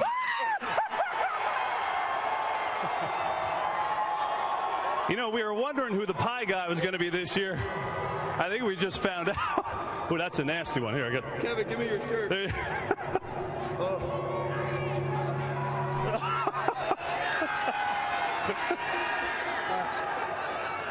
Is it whipped cream at least? No, that's shaving cream. Oh, that's nasty. That's just not right. Well, as Murph cleans himself out, you know, just talking about Tejada getting the bunt down. What is your approach, though, against Rodriguez? You know he's a hard thrower there. Man, with David up behind me, I figured, you know, they'd want to come and get me and then maybe walk David and pitch to Ike for the double play. So, man, I just feel blessed to get a pitch to hit right there and not miss it. And you made the defensive play, too. I mean, Zimmerman hits that ball. Did you think you had a beat on it the inning before? Yeah, you know, I feel like I get a good jump on it. Man, you can't say enough about what Rouchy did right there, going out there giving us 2 shutout. Man, he did an awesome job. You like being 4-0? Love it. Daniel Murphy, everybody, great job. Go clean up. I know that's got to sting a little bit. Guys, let's go back up to you. Well, Murphy doing it with the glove and then doing it with the bat as the Mets win it in the bottom of the 9th, 4-3, and the Mets have gotten off to exactly the kind of start they would have liked. And what a job by the Mets bullpen again tonight. You know, the bullpen was fantastic. I think the hero of the bullpen has to be Ramirez. He came in after Bautista had walked the first 2 hitters. He came in and no problem, no sweat. He didn't show anything out there, just 2 strikes, and got that big out off LaRoche, of course. Came in to face the left-hander, that fly ball to left field. But think about it this way, and Kevin alluded to it with Murph. He has not played a defensive inning in the 9th here for the Mets in their first 3 victories. Comes up with a huge play in the top of the 9th today. Well, you know, the 4-0 start is absolutely wonderful, just what the doctor ordered. You know, you look at this game, the Nationals made 2 errors. The Mets took advantage of the last error. They didn't get the bunt down the inning prior. That could have changed the ball game. The Mets do get the bunt down. Those little things that win ball games. They made the mistake after the bunt. Mets take advantage, 4-0. And Mike Baxter draws the leadoff walk, comes around to score the winning run as the Mets, doing everything right now, start the year with 4 straight wins. New York Mets baseball on SNY is brought to you by Verizon Fios. Welcome to America's fastest, most consistent, most reliable internet. Welcome to life on Fios. By Toyota. When you choose Toyota, you get a lot for less. Toyota. By Citi, preferred card of the Mets. By Geico. And by Partners Executive Transportation, driving you around the world. Coming up tonight on Geico Sports Night, your nightly source for all things New York sports. More on Mike Pelfrey's first start of the year. Rangers Devils getting set for the Stanley Cup playoffs. Lots going on around the National League East on Geico Sports Night all night, every night, starting at 10:30 p.m. only on SNY. There's your game summary. Kirk Neuenhuis hits his first big league home run to tie the game, and the Mets win it in the bottom of the 9th on Daniel Murphy's walk-off hit. John Roush goes 2 innings for his first win as a Met, as the bullpen went 3 1/3 hitless innings tonight, and the Mets go to 4-0 for the first time since 2007. Game 2 of this series tomorrow night. Dylan G makes his first start of the year. They'll be opposed by lefty Ross Detweiler. Another exciting night for the Mets here at Citi Field as they begin the year 4-0. Daniel Murphy finishes it with a game-winning hit. Now for Ron Darling, Keith Hernandez, Kevin Burkhardt, and our entire SNY crew, I'm Gary Cohen at Citi Field. Time for WB Mason post-game live. Let's join Chris Carlin and Bobby Ojeda.